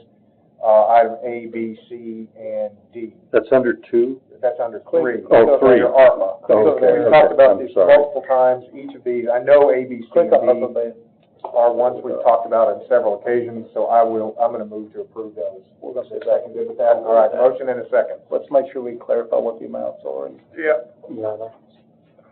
I know we've got all of it on this. And I think we have some left over, and it's kind of between the smart books and the other proposals. I'm going to hide those.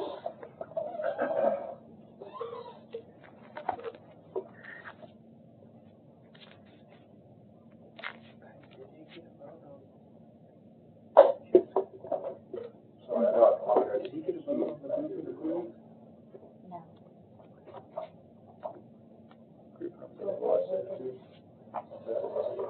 You're going to handle all that.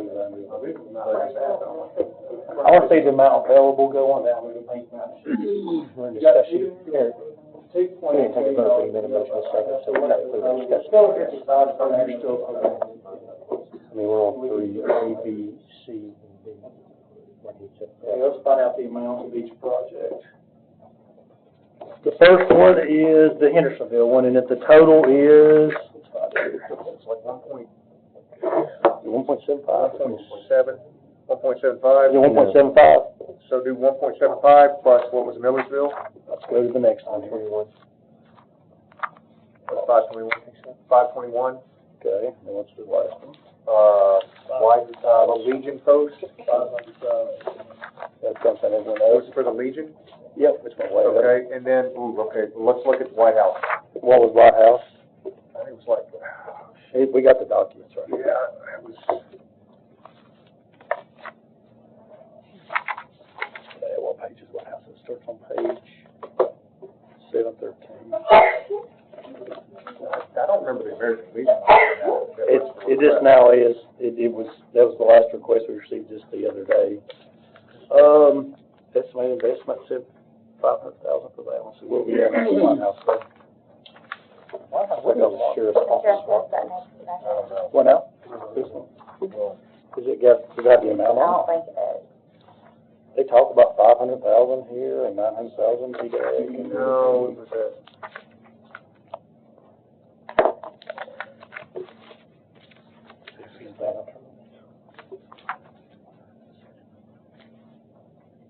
Here's a letter of exemption authorization. That's American Legion. That's our load. See, we have this one page in here. Estimated cost is just over 800,000. Is that on the? Yeah, but it wasn't. They weren't asking for all of it. I think it was asking for help, weren't they? Yeah, but I. Sum that up, that's They were asking for 550. What, the American Legion Post 17? No, we're looking at White House. White House. I don't know, nobody ever came. What's that total there? Talk about anything. That's right there, you got 2.7. Then we have some we probably have left over from the, salary supplements, we don't know exactly how much. And we think White House was another 5. I don't. Okay. Oh, would be assisted with 225,000.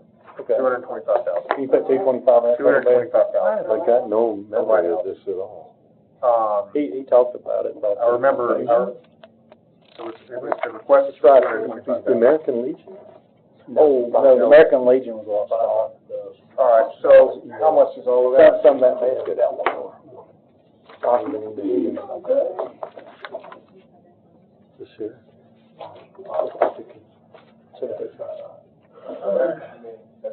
So go to the side. Yeah, I think we have, get the amounts.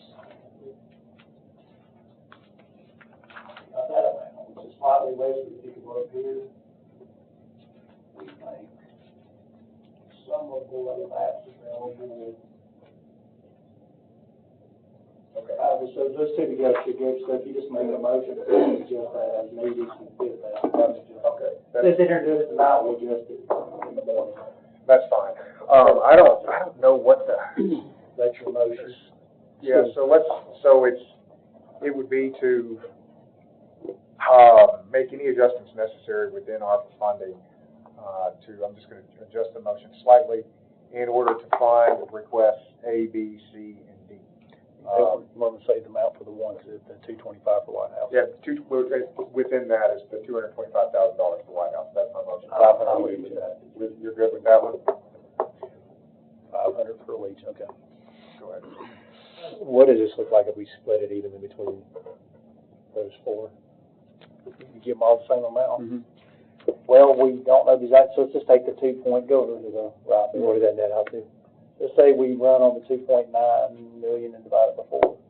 Because we don't know the exact amount that 5 is going to be available, we're just going to basically less than that. I mean, that's a big difference. Say $149,000 a piece. How much? Be $749,000. I don't agree with that, because it's, Some projects are big. yeah, and it just serves different people. So I think my motion is to carry it as it is. With that amendment. Is there an amendment? I'm gonna amend it to split it evenly. Motion and second, okay. Any discussion on that? The question, the Legion was only asking for 500,000, so Yeah. where's the other 249 going? Yeah. Well, it's a $1.1 million project. Oh, is it on American Legion? Yeah, but the city of Gallatin is going to put the other half in. Okay. So what we're saying is, Is it 550 or is it 5? Jeremy Mansfield wants to help out the city of Gallatin. I know they're going to pick up the. So, I mean, I just want that on record. The motion was for the American Legion. Any other discussion on the amendment? So, Bob, that they're asking 500 for $1.1 million project. I don't know, I haven't read anything about Galton, so that's what I remember, but I can't remember the division. All in favor of the amendment? All in favor? Aye. Okay, all opposed? No. Okay. I was an aye. Okay, those fail, 3-3. Okay, back on the main. All in favor? Aye. Any opposed? No. Okay, 2 noes, motion carries. Okay, we have ARPA handled. Okay. That's for A, B, C, and D. A, B, C, and D. But that we didn't. There's not really much left over. E and F. E and F were done. One of these. We'll handle those departments when we get you out of capital. Okay. Do you want to put, We'll get, we don't know, that's what we're yes, We'll get something. I'll tell you. Do you want to put E and F under old business after we close? Yeah, let's see what the amount's left out of that. Yeah. Non-spend. So, yeah, we'll put those to old business. Yeah, I mean, we'll put it to old business and we can handle it. We can handle those two. I mean, well, how much do we have left? We don't know that. We don't know how much, so let's just, we're gonna have a little bit left, let's find out, and we can bump into old business, the majority of it's taken care of. So that way we get a chance to figure out how much we have, then we get a little bit more detail on what those are, and we can, Probably want to make the approval contingent upon it being a approved ARPA project. well, That it's the type of, because it's supposed to be under, proper, In your email. make sure it falls under proper and all that good stuff. I think that's implied. The proper. I mean, that's implied. Okay, so let's move on to budget draft. That was big stuff right there. That proper stuff tied off. Budget draft number 6. Okay, so I'm gonna treat this a bit like a workshop. I've got a couple thoughts here on maybe some small adjustments around the edges. But I'll let's do this. Entertain a motion to discuss. Actually, let's do this. I'm gonna entertain a motion to suspend the rules in order to discuss for workshop purposes. So, second, all in favor? Aye. Mr. Klein to Mr. Brown. I was gonna make the motion for you. Been looking at the budget and everything, and all the new employees. I feel like we need to send that back to each one of the committees and looking at it.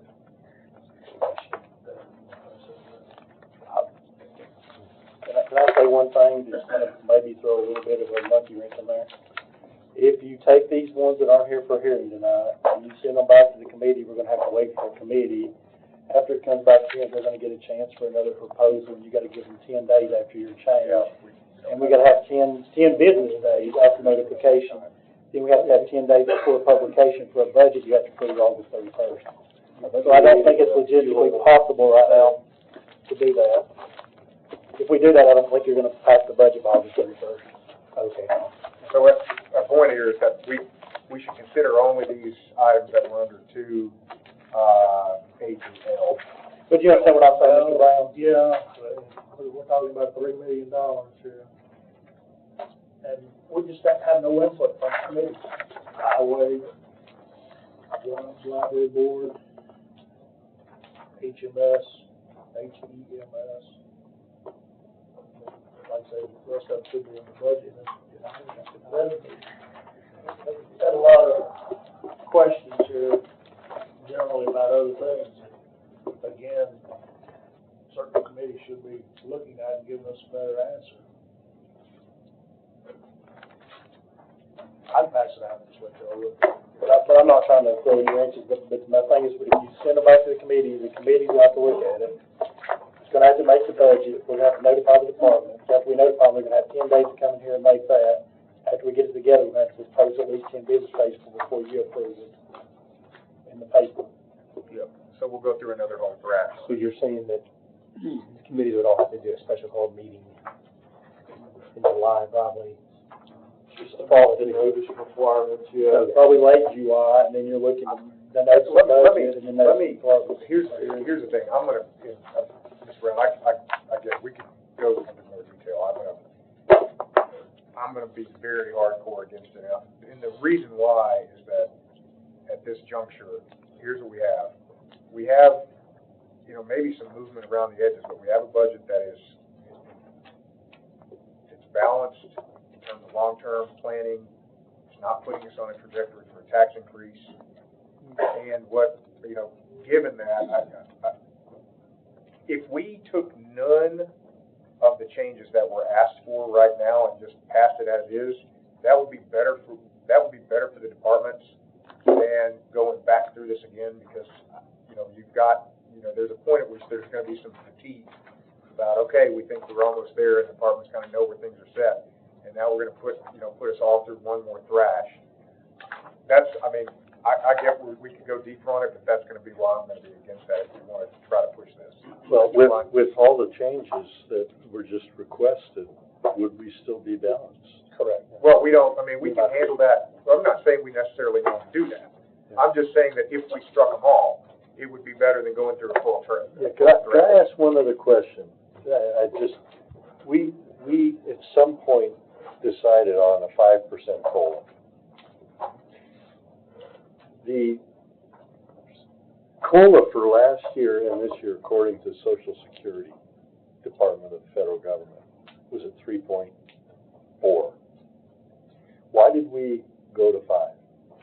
When we're expecting people on fixed incomes, the citizens who are on fixed incomes here in Sumner County, to be giving a COLA to the employees of the county that's more than their COLA from Social Security. We went line by line. Here's the thing. I mean, we went line by line through all of it. I know, but we standardized a 5% COLA. But even once we standardized it, we were still under market in almost every position.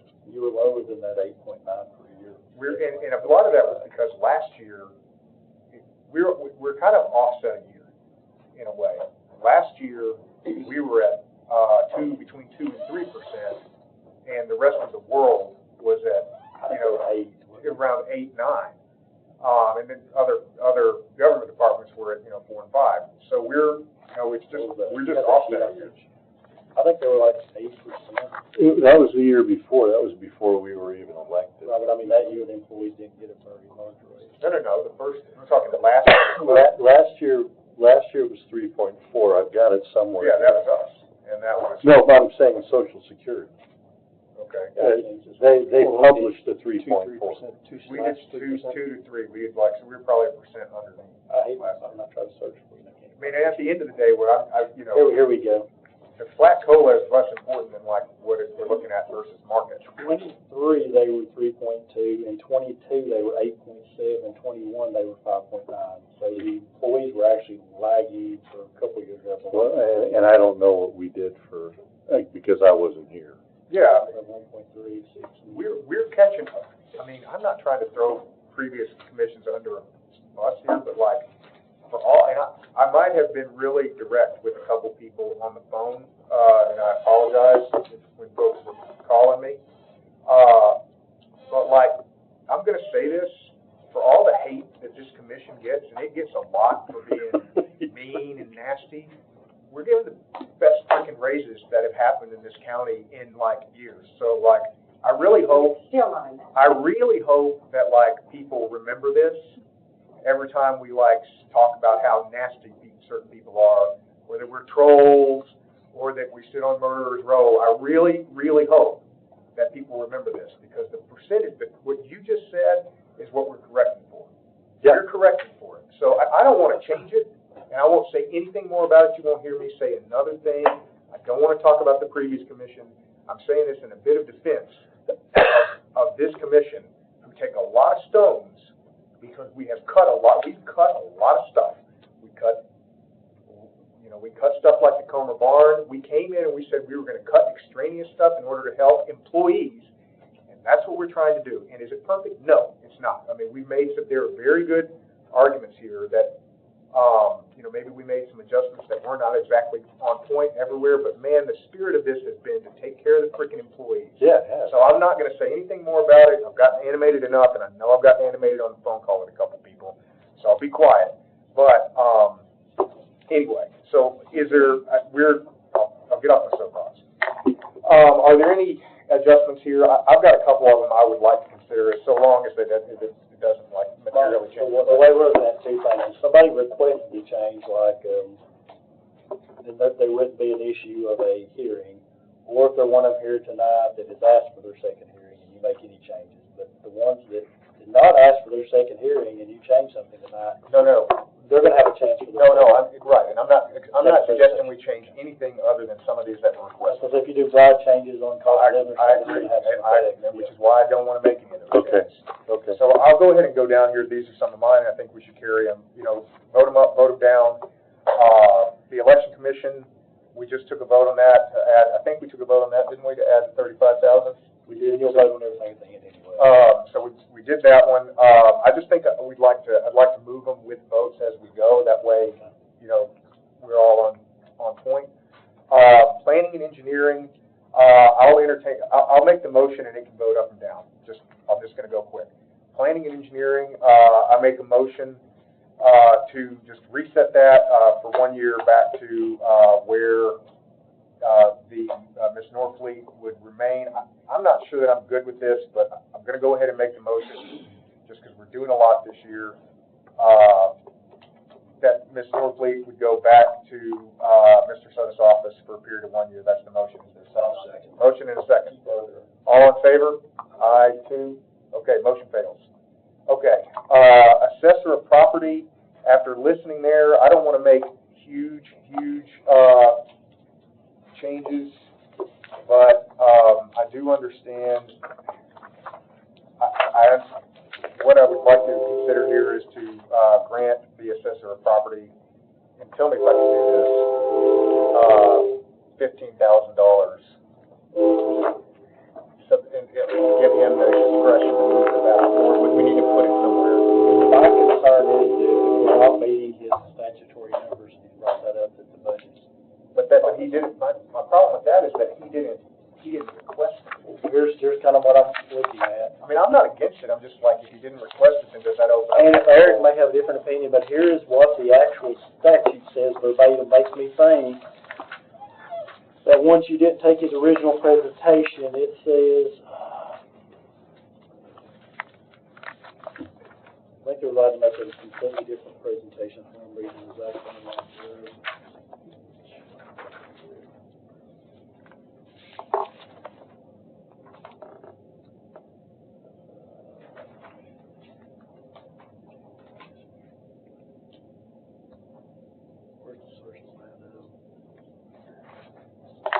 Institution. If approved, the budget committee shall immediately report. If rejected, the department, commission, institution, board, officer, agency shall submit a revised proposal. So a revised proposal don't necessarily, the way I'm looking at it, have to contain. So if you reject my proposal, I could come in and give you any proposal the way I'm reading it. Are you reading it any differently? Circle that section. Here's what I'm looking at. I'll circle and let Eric look at it. I think they can give you any proposal if you reject the initial. So, okay, so he basically, we don't have. I think if he's speaking for Mr. Landville, which is assessor now, and you rejected his initial proposal, I think he has a right to bring any proposal. Okay. But that's what I'm reading. And Eric's the attorney, so I don't speak for him. And you're having two different people with two different proposals. Yeah. And your actual assessor of property for now, until this election is over, is still Mr. Landville. But, Mr. Landville sent me an email today requesting to let, delegated it to him. Because I asked that question to him and Mr. Landville, that's what they did today, so they delegated it. Because the question is not the officials. You're correct. That's why I asked that question. That's what I mean, but I could be wrong. So we're statutorily required, so right now, we are down to 2 people by statute. That was, yeah, he does have the 10 days to. How much, but I haven't seen the statute he was referencing. Oh, I've got it right. How much is that? It says it gets 2 more employees. It doesn't say how much he's asked for a chief deputy, but the question being is he's too short. You could give him 2 at the lower end, the chief deputy like you're asking, or the other one he's asking. So we said that one should be 75,000, I think. Yeah, 150 and 155. So that's, how much? 150 and 155, I believe. So 175. I know, it was 30. 75 for the chief, deputy, Got an order. for commercial residents, so we're,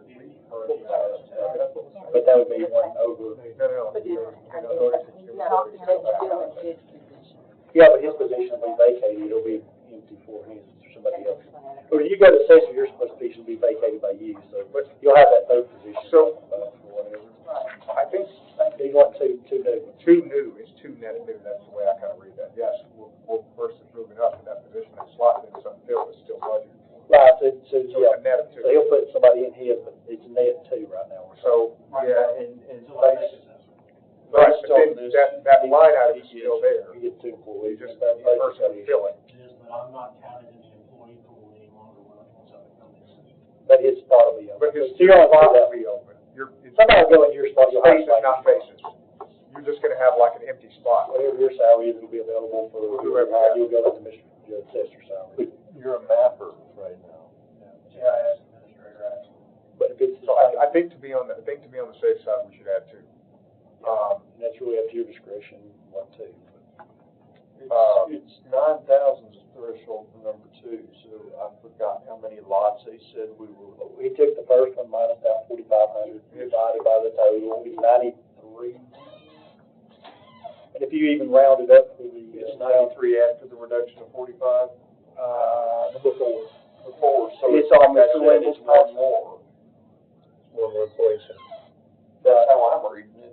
What you do, you take, you take the initial minus 4,500, and then you divide that by 4,500, that's the amount of numbers you get besides the assessor. The assessor for the first. Because the assessor comes out for that first 45. Correct. And if you count it that way, you make the two part-time, one full, and you round up, it's too short.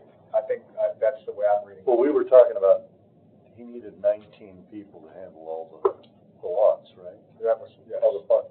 He's I'm looking at the assessor property organizational chart, and there aren't even 19 people in the whole department. We can We have 17 full-time, 2 part-time. Yeah, that's, The two part-time count as one. So it's not just the field men that you're saying, to run the whole department, you need 19 people. Plus you're moving out. Well, according to the Tennessee code, and doing the numbers, it comes out to 19.85 people, around 20. Okay. So it's total that people. 20 does not include this. Right, and we took out one for the two part-times, which brought you down to the number you go. so I mean, I think, to me, the net is, we need to add two. So 18, count the assessor, but five. It's 19.85 county. So you should have one employee plus. But, oh, it's three, but that still counts as one, and three employees. How much money are they on there? Oh, they're almost as much as another turn, those part-times into full-time. Well, that takes care of it. Let's do that.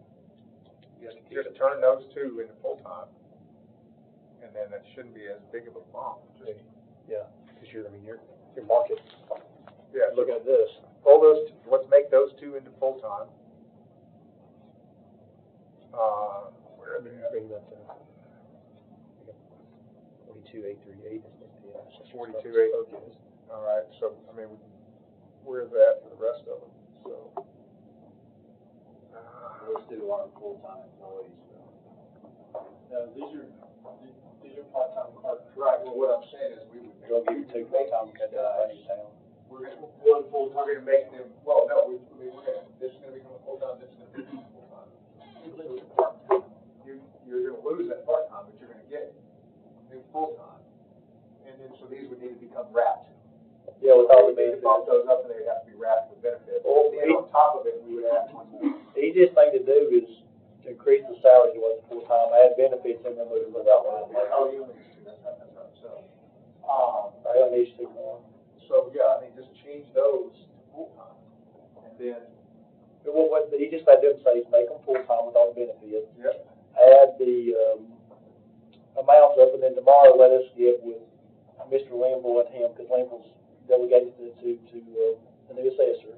And then we'll move those two up into the white line for whatever. just see what the difference is gonna be. So we'll just get the dollar differences right now is what we need. And then we can work with them tomorrow, moving it around. Because we need those for publication. Yeah.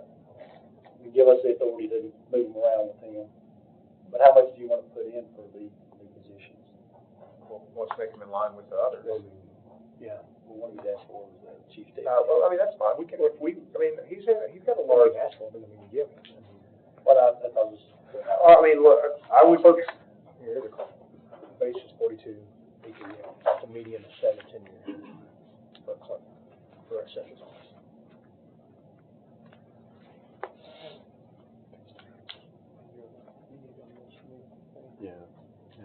So, I mean, if we make them, you could come back with some, the question is gonna be whether we wanna make one of those, a chief deputy. I'll make a motion, we can vote this one up and down. Is there any, let's do them one at a time here. I'll make a motion to change these both, to full-time and have the, full-time clerks and have the, finance director come back with, you just make the adjustments in order to get them to be fully wrapped. That's my motion. I'm gonna make another one then. So that puts them all, that puts them in compliance with the law. That's the first, that's motion number one. Do I have a second on that? Still missing one employee. I'm gonna fix that one. I'm gonna go with that one in a minute. What are you gonna do with the part-time Part-time employees, they just, they can come on full-time. But he had a part, 0.85 employee, they'd have to let him fail. Really? I mean, the request is for, You're firing 2 part-time employees with this action. well, I mean, I don't wanna fire anybody, but there's. It is eliminating two part-time positions. I mean, we got quoted state statute, and I'm trying to bring us to state statute. I mean. It's not the route. What is the route? Well, I mean, I'm open. I need to know how much, like, when we were going through this process and bringing money to market, we did in the assessor's office, like everybody else's. So, obviously, I'm going to reject any increases, but, I'm just curious, like, we were barely squeezing by on trimming all the fat to even balance this budget. Barely what we look like right now? Yeah. Well, let's put some, I think we're around 70,000 over. You're probably okay right now. I think we're okay right now. Well, if you're 70,000 over, then you're not okay. No, 70,000 under, 70,000. You are 83,000 worse off than you were last year. So we're running about $4 million difference in revenue and expense. So we still need to cut it. You're about 83 worse off. But this year we're in, and the year before we actually picked up some reserves, so you're probably still, I mean, so we still holding everything else equal, you're probably okay. And that's not, so we're already at a deficit. It's not. No, we're not at a deficit. We are worse off than we were last year, but we're not at a deficit. Like, the deficit would be, we're actually expending all of it, like outrunning our revenues. We're not outrunning our revenues. But we've not got to balance the budget. If you make revenues equal expenditures, you're probably going to pick up $7 million. Yeah. Because of unspent line items. We're gonna pick up your recurring revenues. Yeah. Yes. Maybe we'll say you can pick up $6 million maybe. Absolutely. So the question is right now, if everything else is held equal, you're probably still within the range of where we usually keep those differences. Right now, we're at a statutory, if we have truly a statutory problem, we have to add 3 employees. That is 2, we got 2. No, he was too short. I know, he's leaving, you're losing employees, it's 3 employees right now. That's already. But he's still got a position. But he's got a position open. So he's moving up, like, there's a position here that's at the top. That person's moving out. They need to. After the assessor has a total of 19.85, if you give him a part-time, it's 85% of one, and 19. I mean, we could do that. So 2 part-times, one full-time? Is that, Yes. that's the way it would work out statutorily? Yes, and 2 people would open 2 jobs. No, we wouldn't get rid of them, but. You call it 0.85 and 2 part-time employees, they don't equal 1. So that, we could do that. And then you give them 2 more. We could do that. So with the 2, So you give them 2 employees and leave the part-times, and that's the 0.85. That's the 0.85. Let's do it that way. Does that make sense? Yeah, we don't want to lose the part-timers. I mean, I don't either. I'm just like, I'm trying to balance this with the numbers. So what the extra part-time money in here? There's $37,000 of extra part-time money already. So you could use that toward a new full-time, that's not about some. So the proposal then, all right, so I'm gonna retract my previous one. What's, Turn it back to part-time then. so we're gonna turn it back to, leave those at part-time and we just add two. We still need to add two. So what about the extra part-time money, you want to leave it? Yeah, we put that into full-timers. You want to turn Yeah, that? we put that in a full-timer and then we just, you know, they probably need to, and that probably needs to be about, you know, 42,000 according to that. That's gonna get you one right there. That's She wants to hire 4 more And then part-time. we need another one at 42,000. So you have to zero that out with, and then add some full-times up in the other line. I really think he needs a deputy, or a chief deputy. I mean, Yes, I would It's, request it's a that. critical position in that office.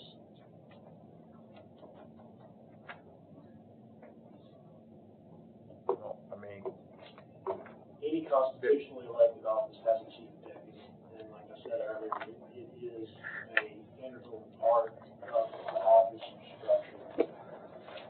well, we've got, I'm just trying to balance the books here on this one. If we wanna if we wanna bring somebody up at that, well, if we wanna bring somebody up at that rate, I mean, something's gotta give somewhere.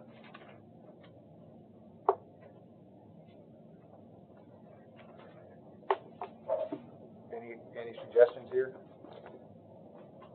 What do you want to add to the new position? So we had, I mean, He's asking for one of the chief deputies, what was the other one?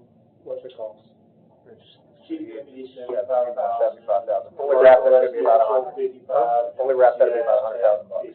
Yeah, I know, we just need to have 2 lower positions to fill the state requirement. All right, let's do the state requirement, and, I mean, I'm not getting it, we gotta fill in the middle. Okay, his position is about 7. Okay, here may be a solution. He's going to the assessors. The position he's in right now is making almost 75. We move his up to the chief deputy, that's 75, then you can bring 2 lower in. yes, that's what we do. So we move that position to be Because you're gonna go to the assessor's job. I am, but I've still gotta have a GIS administrator. I've gotta have somebody come in and take my place. It's not just mapping. How much you want for the GIS administrator? GIS administrator, I mean, me right now, I'm making right at $70,000. If we got the 11%, I'd be happy. For 55 for next year's budget. 75 for next year. He's requesting it. His position in next year. Well, look, here's what we know we need to do. We know, have we added the 2 lower level positions? No. We need to do that. Correct. There's no, I mean. You want to add them as fieldmen? Just add those as fieldmen to start with. Okay. We know we need to do that. What is a GIS? I'd have to say fieldmen probably for now. I mean, Where does that mean? Billman's fine, yeah, commercial/residential appraisal. A GIS tech is, someone that will do the lower level mapping type stuff, not somebody that's tasked with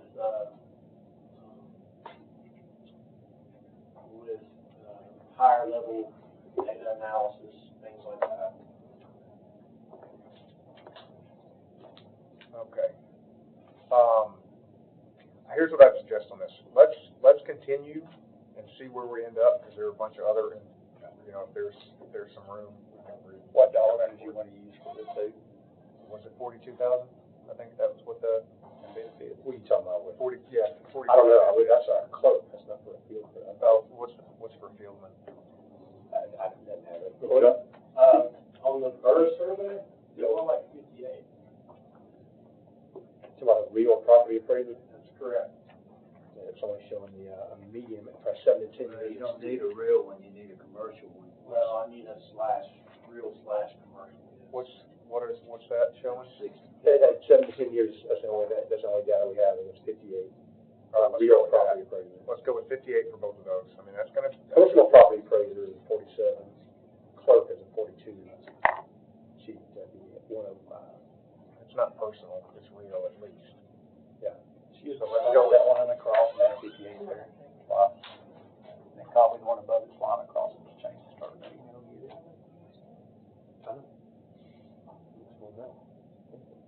Yeah, it's gonna be more like 75. I'm 58. It this, and,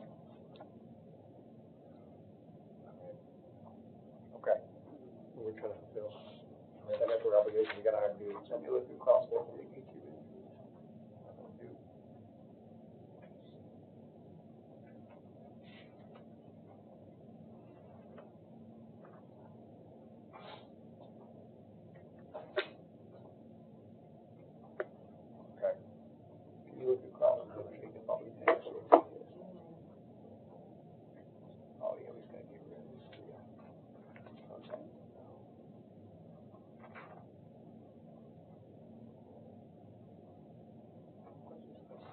58 for both of them. For the GIS tech, is it? Oh, I don't know, what do you want to put for GIS tech I then? mean, that's not on the thing. That's a lower level position, that's not 58. GIS tech is on the bird survey that is in under information system. What was it?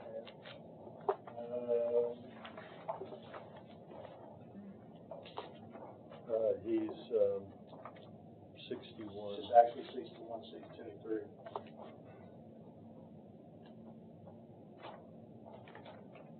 $29.63 per hour. About 60. He's right. Pages. Three.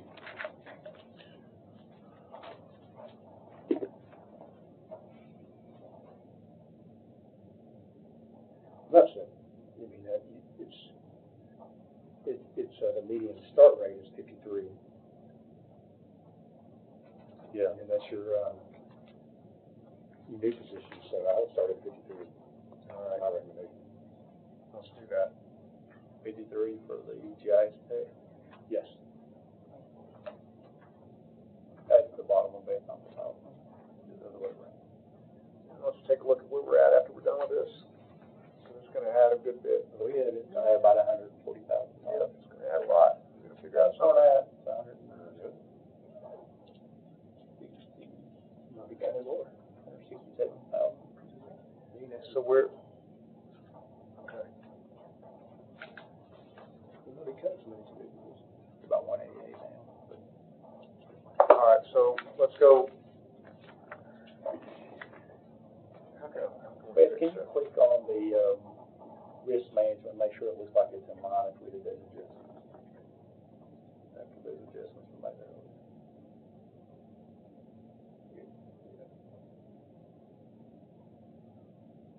Compared. Yeah, still up We pretty could good. pull Okay. slightly more out of capital. You already pulled two over. Yeah, there's some money capital. I mean, we could pull, I wouldn't wanna start pulling too much from that, cause we wanna use that capital to plug back into Debt service and debt make sure service. not about schools, maybe built 5 to 8 years. So I mean, I wouldn't wanna pull much more out of it, maybe a little bit, but not much. Maybe 2,000, maybe 200,000.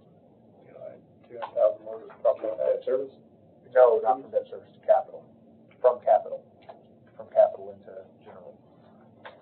Or from move that portion of the penny? Yes. But I don't wanna go too much more than that, 'cause remember, we're gonna take that capital and plug it back into debt service next year. So I don't wanna go crazy with it. Yep. I'm just gonna go back. So that should even us out. Just whatever, might never do. It's $200,000 different. Okay, two from each one. Now let's take a look at where we're at. So we're in this real tight. Okay, so we're back basically even now. Okay. What about his 2 trucks? Oh, well, that would come out of capital. That's different. Okay. I'm, you know, we can do it line by line, do we wanna do the trucks? Capital is a little easier, I'm less concerned about that. Okay. No, I wanna do whatever way makes sense. Well, do you wanna, do we wanna address it? Do we wanna take a motion on giving buying 2 trucks? Well, he was asking for more money for some of his people too, so I don't know where we're going. How long has the state, I guess the assessor's office has been not in compliance with state law? Probably a couple of years, at least. Couple of years? So we'll just, let's leave this here, and then, I'll make a motion to set aside $80,000 for capital for 2 vehicles. For the 2 trucks. I'll make that motion. Okay, I'll second it. Motion and second. All in favor? Aye. Any opposed? No. One no, that one passes, so. Okay, let's move on to, Thank you all. thank you, clerk and master. What did I do here? He wasn't really asking for much, I think. What was he asking for? We'll have to wait and see, where's the sheet at? Thinking about little bulbs, thinking about 60,000 maybe, give or take. Yeah, he just wanted to bring some wages up. But I didn't think it was all that. I'm at like a, no, we're done. I mean, you wanna make that motion? I know, Mike, because, I mean, where are we on balance in the budget, where we were? I mean, they're coming back and asking requests, but I mean, just, how much more are we gonna be, I mean, hundreds of thousands more are we adding? Well, I had a couple, but I didn't think it was most of this. I don't know how much his was. I mean, it would be about another 50,000 total from what I was gonna ask. How much for like, Across the board for some salary changes, about So we're- 75,000. Trying to find more, because I've moved stuff around so much right now. Literally, because I wanted to do it. You have a copy of the clerk of master's office. And we can, I mean, I was just kind of keeping a tally, not giving everything that was asked for here, but, the assessor property came up way more than I wanted to do. yeah. Over here. I wanted to see if we could do 10,000 more towards salary for, assessor, or for clerk and master, drones for EMA, 12,000 more for EMS, for their, 10,000 for clerk and master, we could just stick it in one of his employees, because he's got a lot to adjust. yeah, that's what, so here's. Because he can adjust them where he sees fit. What I'm suggesting here is not big numbers. I'll go like, first I'll add them all up, and then we can look at them. So it was gonna be 10,000 for clerk and master. First I'll do the salaries, and then I'll come back to some of the other things. 10,000 for clerk and master, 12,000 for, EMS, 18,000 for sheriff's department. There's a very specific problem I'm trying to solve for there. It's not as much as what they wanted, but basically I've made this motion a couple times. Their top level people all got cut to below 10,000. So you got people who were at like 9,500, and then you got the guys who were at 10,000 drop down to 5,000. So I wanted to give 18,000 for them to adjust that up. So I mean, hold on just a second. 15, 10, 18. So that is 32, 33. 12 brings us to 12,000 for the EMS would bring us to 45, and that was it for the salary changes. So $45,000 in total difference. I'm gonna make a motion for IT, I guess if we reduce Robert's salary to do his request. I'm good with that. Second. Well, all right, go ahead. You do this.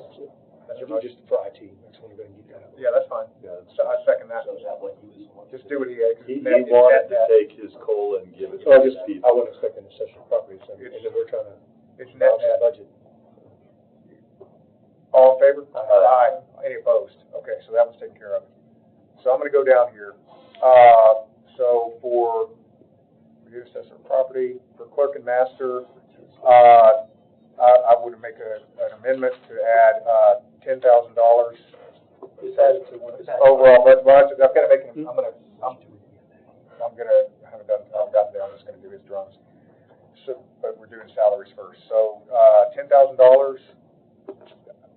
I'm gonna put it up for vote, so don't adjust it yet until it gets a vote. My motion is to, do an additional $10,000 to the clerk and master, to one of his salary line items, which you can adjust. That's my motion.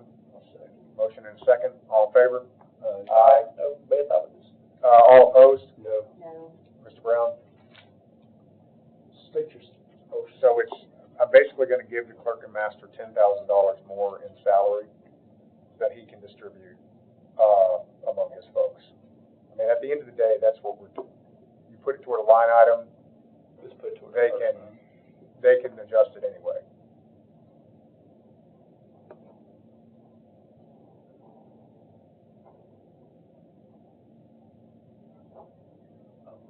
All right, that one passes. Add to that first one.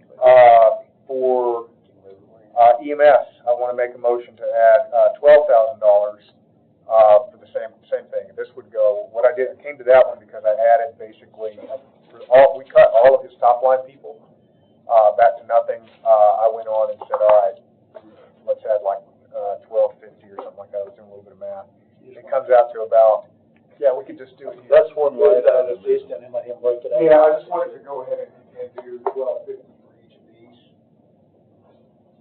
1,200 or 12,000? 1,200, $1,250. Oh, okay. For each of those. Yeah, they're above market. I know. I mean, we can only have to vote for it. This is gonna be my, that's my motion is to make that change. Is there a second? Motion and a second, all in favor? Aye. Aye. All opposed? No. Okay, those go away. Next one is, I didn't actually take good notes on the ECC. I'm gonna go down to the sheriff's office. ECC asked to move the directors back to 125 and add back in one of the cut positions. How much is? Quick cuts on there, it was moved down to 115, 756, and then they also asked to have a quality control officer moved back in. I don't think we're in a position to have new personnel. I don't think that's. And their concern was they actually advertised that position at 125, the committee did. The one that's 115, 756, they advertised that. I think that's one of their concerns. They were doing a national, I think it's a national search, correct? Yeah. We didn't fill it at 125.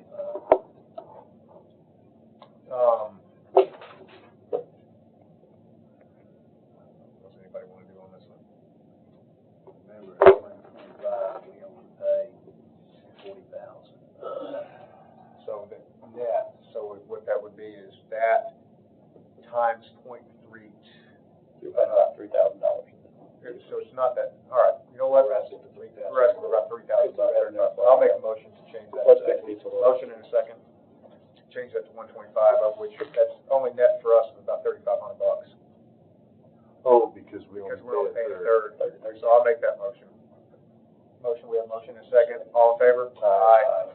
Any? I think it'd be important if y'all consider that QC director. We really need that on PCC. And again, it's 132. How much is it, the director? Let's come back to that one. Let me get through the rest of it. It was, I think, 52,726 for the salary plus some benefits. So it would be about $20,000 all in wrapped. Well, you gotta have benefits. Yeah, 25. But let's before we do that, let me get through the rest of these that I have some stuff lined out, and if they're gonna go up or they're gonna go down. So we did EMS, that did not go. We did one change on the ECC. We're gonna come back to that. The next one is for the sheriff's department. One thing I'd like to do is provide 18,000. Actually, let's just do this way. I did that math. If you go up, I'm gonna do this one more time. I think I know how the vote's gonna go. Again, we would go to their staff. When we made those changes to the top level, there were guys that were at $10,000 that got cut down they got cut in half. So that was one. That was one. It's all the blue ones. So what I would like to do, and I'd like to get the number on it, I would like to bring all those up to 10,500. So it's just above the threshold of where they were cut from, and just see what that is. We did that because they were already at market. I know that. Okay. I know why we're doing it. I'm just making sure everybody remembers that. Yeah, you might wanna vote before you do that, because it's taking a lot of change. How much, I do wanna know what the total amount's gonna be. What's gonna be it? You have to go change every one of those manually. I can do it in my head, a lot of it anyway. So that's 4,000 times, scroll down.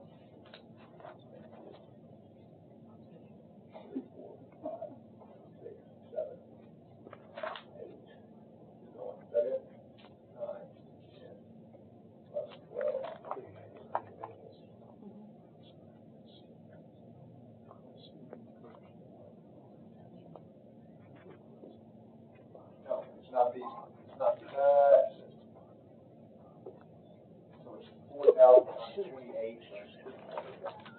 public like, 4,000 times, no. what's benefit? Hold on, 4,028. You can't do it, I thought I could. I make a motion to deny. All right, we have a Well, that's motion not that much, 4,000 times 28, let's at least look. times 28. 28. It's it'd be about $150,000 all in. Yeah, no, that's with benefits. With benefits, $150,000 was what it would be. Okay, so I mean, yes, but we're getting tight. So we have a motion to deny this. Second. We have a motion to second. All in favor? Aye. All opposed? No. Okay. All right, here's what it is. No change for the sheriff. I'm guessing, is there a point in trying to take a vote for the court security lieutenant? I think. I doubt we get anywhere with that one. The security lieutenant. I mean, that is its own unit over there. You're adding a new position. Well, we could make one of those positions. The lieutenant. security lieutenant, where is that? For the court. We could make one of those positions lieutenant. How much would that be? But then it takes away from somewhere. Well, no, you just take that, you can make one of those positions lieutenant, so that one would bump up a little bit, but they still have to tell you. No, I mean, we're still hiring for that. We're still hiring, they're still hiring for those positions, still bringing those on. So what I'm suggesting there is we make one of the existing, security officers a lieutenant. Oh, I want to ask the sheriff's department, that didn't work. Well, is the sheriff here? Chief deputy, what's the matter? Motion to suspend the rules. Motion. Second, all in favor? Aye. Would that help you at all to make one of the deputies at the courthouse a lieutenant? No, we really need both, because you have the deputy in his position and then the lieutenant supervisor, right? I mean, I get it, I'm just trying to find something that's gonna get through here. I appreciate that. All right, well, let's just move on then, thanks, appreciate it. Okay, Bring this back on. I'll bring us under the rules here. So, let's go back to the ECC, those were really, all the changes there that were for salaries. There's a bunch of other stuff, but it's for, capital.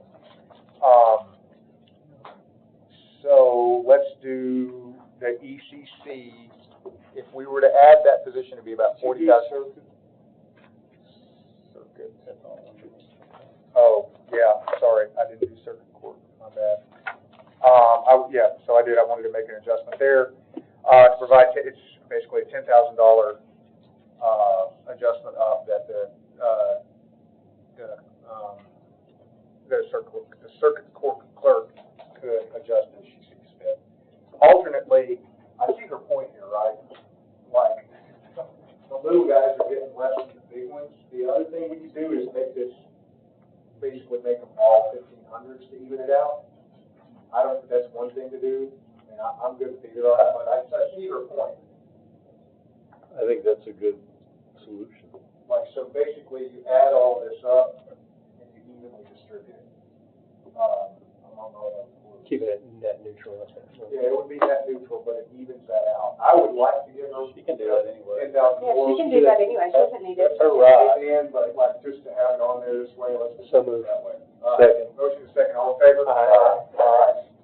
Because if we put it on her, we went through all this, we put it on her, I mean, there's no way for her to like, she's gonna be having to rob Peter to pay Paul, so we'll do that for her. Okay, so now, I'd make, this is all capital stuff, so this is one time, I'd make a motion for, was it $40,000 for drones? I'd make that motion. Motion is second, all in favor? Aye. Any opposed? Okay, that carries. The mayor's. Well, I'll make a motion for the, EMS, the EMA, truck, for, how many trucks? Just one. Is this one? $40,000 for a truck. Big one, 40,000. You gotta get the heavy duty, the 450. Yours is 79, right? Okay, so $80,000 for a truck, that's the motion. All in favor? Aye. Opposed? Just pick that up, but. All right. So those both, was there any no's on the Keep truck? that 80 on there, but. All right, so good on that one.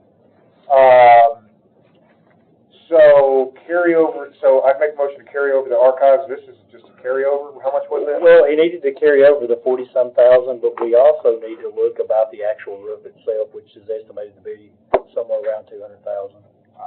I think It's not gonna be that much. well, we can set aside. Yeah, we can Set aside 200. set aside. So we just put the architectural in, since there'll be a reserve, bring it back up. 40,000 to carry over. Either one. So the motion I'm gonna make here is carry over 40. Go ahead. So it's 44,000 and then up to 24, so 156,000. Okay. We got to do appropriation. That would, so yeah, so it would be up to 200,000. 200 total. Up to 200,000 total. That's my motion. Yeah. Motion second. All in favor? Aye. Any opposed? Okay. Greenway repairs. 44,650, and it's been damaged a while. They've been trying to fix it, and it's. I'll make this motion. I don't know if it's going to go or not. Okay, so is it, just so I understand, this is at Long Hollow and Station Camp? Yes, it's the one's at the house down there. It's at the Douglas Clark House all the way down. There was flooding that damaged the concrete quite a while back. That was appropriated a couple years back. I'll make a motion for this. Is there a second? Motion and a second. Go ahead. What's gonna be done? Is that Concrete. It's just You gotta repairing fix concrete. the abutment there and the culvert, so that water. the culvert that gets overflowed every time, the brand new one? And you can go down through that, things you And then utilize. Not down on that end, on the other end. On Deborah's end, or? Yeah, no, the opposite end. Oh, way down at the end of the, okay. That thing's utilized quite a bit when it's warm. Yeah. See people everywhere. All right. Any other discussion on this? All in favor? Aye. Any opposed? No. Okay, motion fails. I knew that was gonna happen. Motion for, The ADA. so rolling acres. Second, all in favor? Aye. Any opposed? You need those two bands. Motion carries. $100,000 for Big guy. There's two sheets. Which 150? Yeah, the Yeah, bid was they like never said it would be. All right, I'll make a motion for, up to $100,000 for security camera. Motion in a second. All in favor? Aye.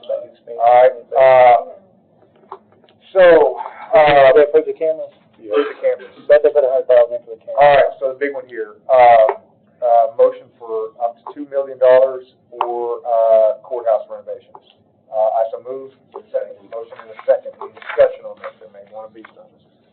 I mean, this is a not to exceed, right?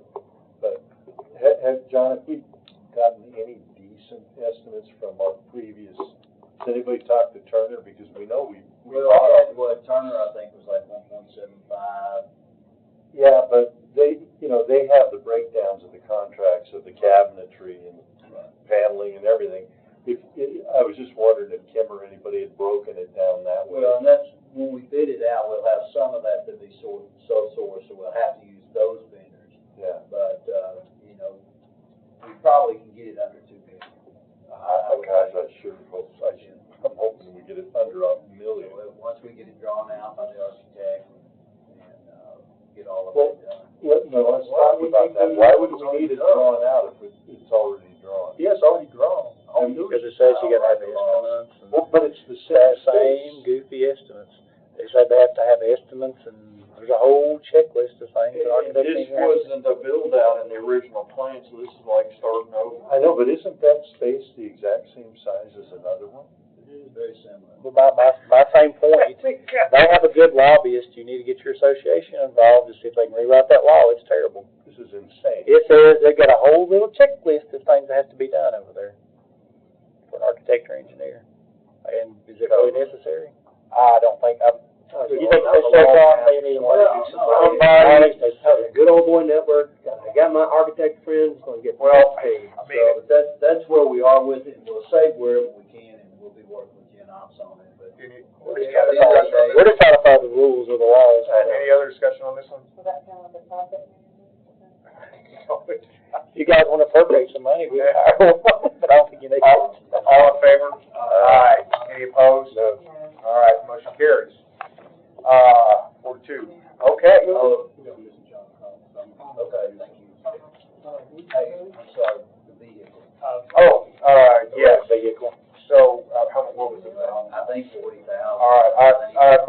approve $40,000 for new vehicles. Second. Motion and second, all in favor? Aye. All right, any opposed? I mean, you said 40,000. 40,000. Get insurance, Mark? I mean, if you rest self-insured. We're self-insured. Okay. And we got 25 deductible, and 100. $40,000. For what? A vehicle. All right. Are there any other changes that anybody would like to make here? No. Okay, so we've done ARPA. So we've done, budget draft number 6, this will be budget draft number 7. Local revenues. Let's run now. Or do we want to add in the 12,000 and 12,000 plus 250 for tens for the beach lot and striping and discuss? Oh, yes, I'll move to add that in. Okay. Second. Motion second, all in favor? Aye. Any opposed? Okay, motion carries. All right, let's look at local revenues. Number one, there's a local revenue sheet in your packet, but we've made some changes tonight. I'll make those changes on this sheet when we do the allocation of the tax rate. Ms. Allison has a packet J here. Need to pass out, that actually has your estimated certified tax rate at this point. And I will provide you with the allocations based on this budget and what was provided to the school department. I had them, but it was changed tonight. I still gotta wait on power. So two things you probably need to, when I look at the certified rate, there's enough, it's going to fit our budget, but I'm gonna have to do a little reallocating around because the pilot agreements are a little different. And the overall, those, you have local revenue, you have property tax, in lieu, payments in lieu, and utilities. The amounts will be fine, but the allocations are a little different. What is it? 1.42. 421, I believe. It's on page, I don't see, here it is. Right here. Yeah, we'll do that back up. Yeah, 1.421. Very low tax rate. Okay. The next one is your tax levy resolution. We have one in there, but we don't have the percentages because of changes tonight and the finalization of this. What I would recommend, because right now, because the school's budget was not approved, you're not going to be able to approve the budget in August. So I would say we'll bring back the breakdown based on this budget to the committee in August to send forward to the commission.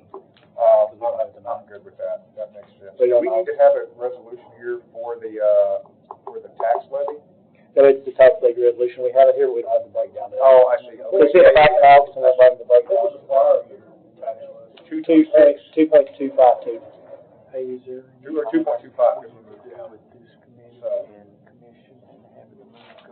We'll talk about that next. Okay. That'll be under publication.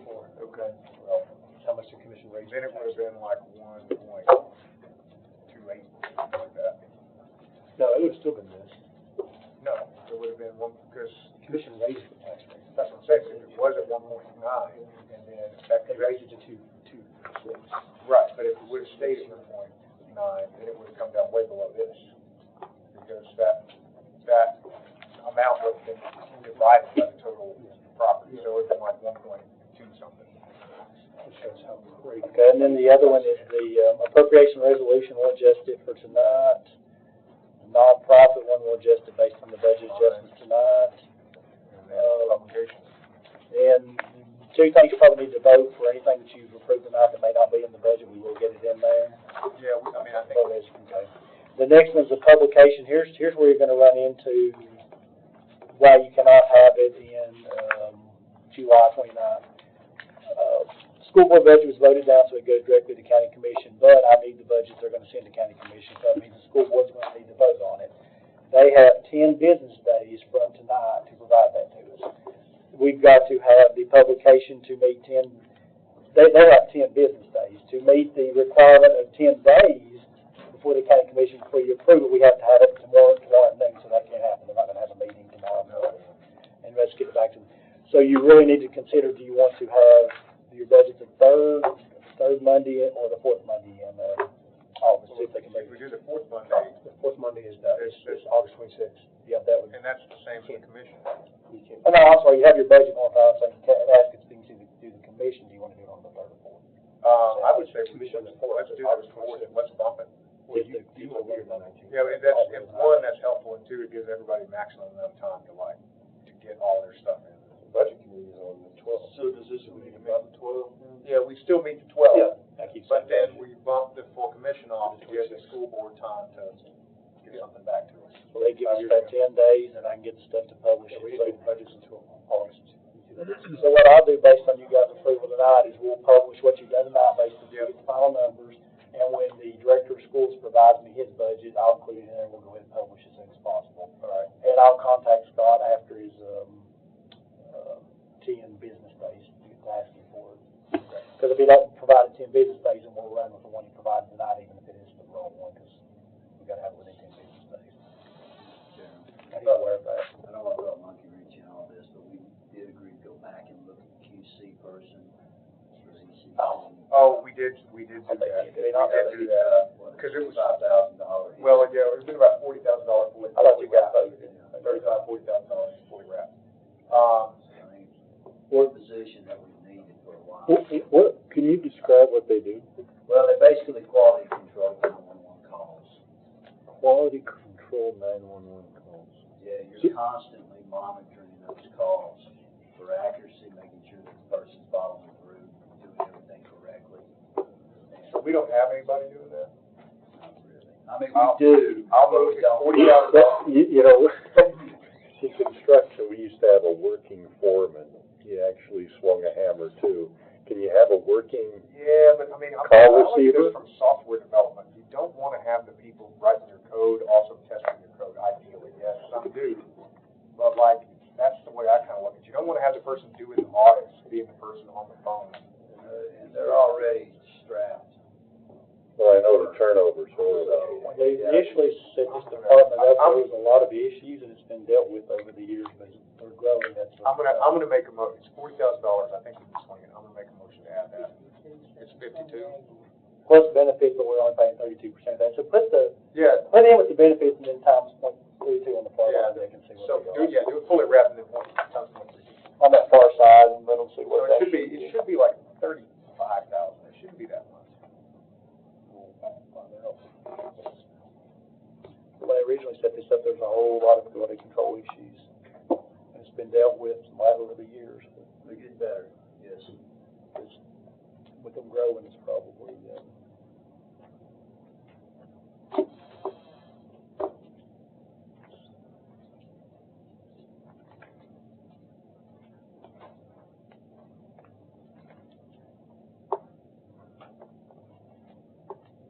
Is that right? yeah, benefits and everything. Okay, so I move to add that. Motion and a second. And this would be what we would be putting in for a QC person. Motion and second, any further discussion? All in favor? Aye. Any opposed? Okay, motion carries. Anything else? Just right now, did you actually vote for me to go ahead and publish it? I'll move to publish. Motion and a second, all in favor? Aye.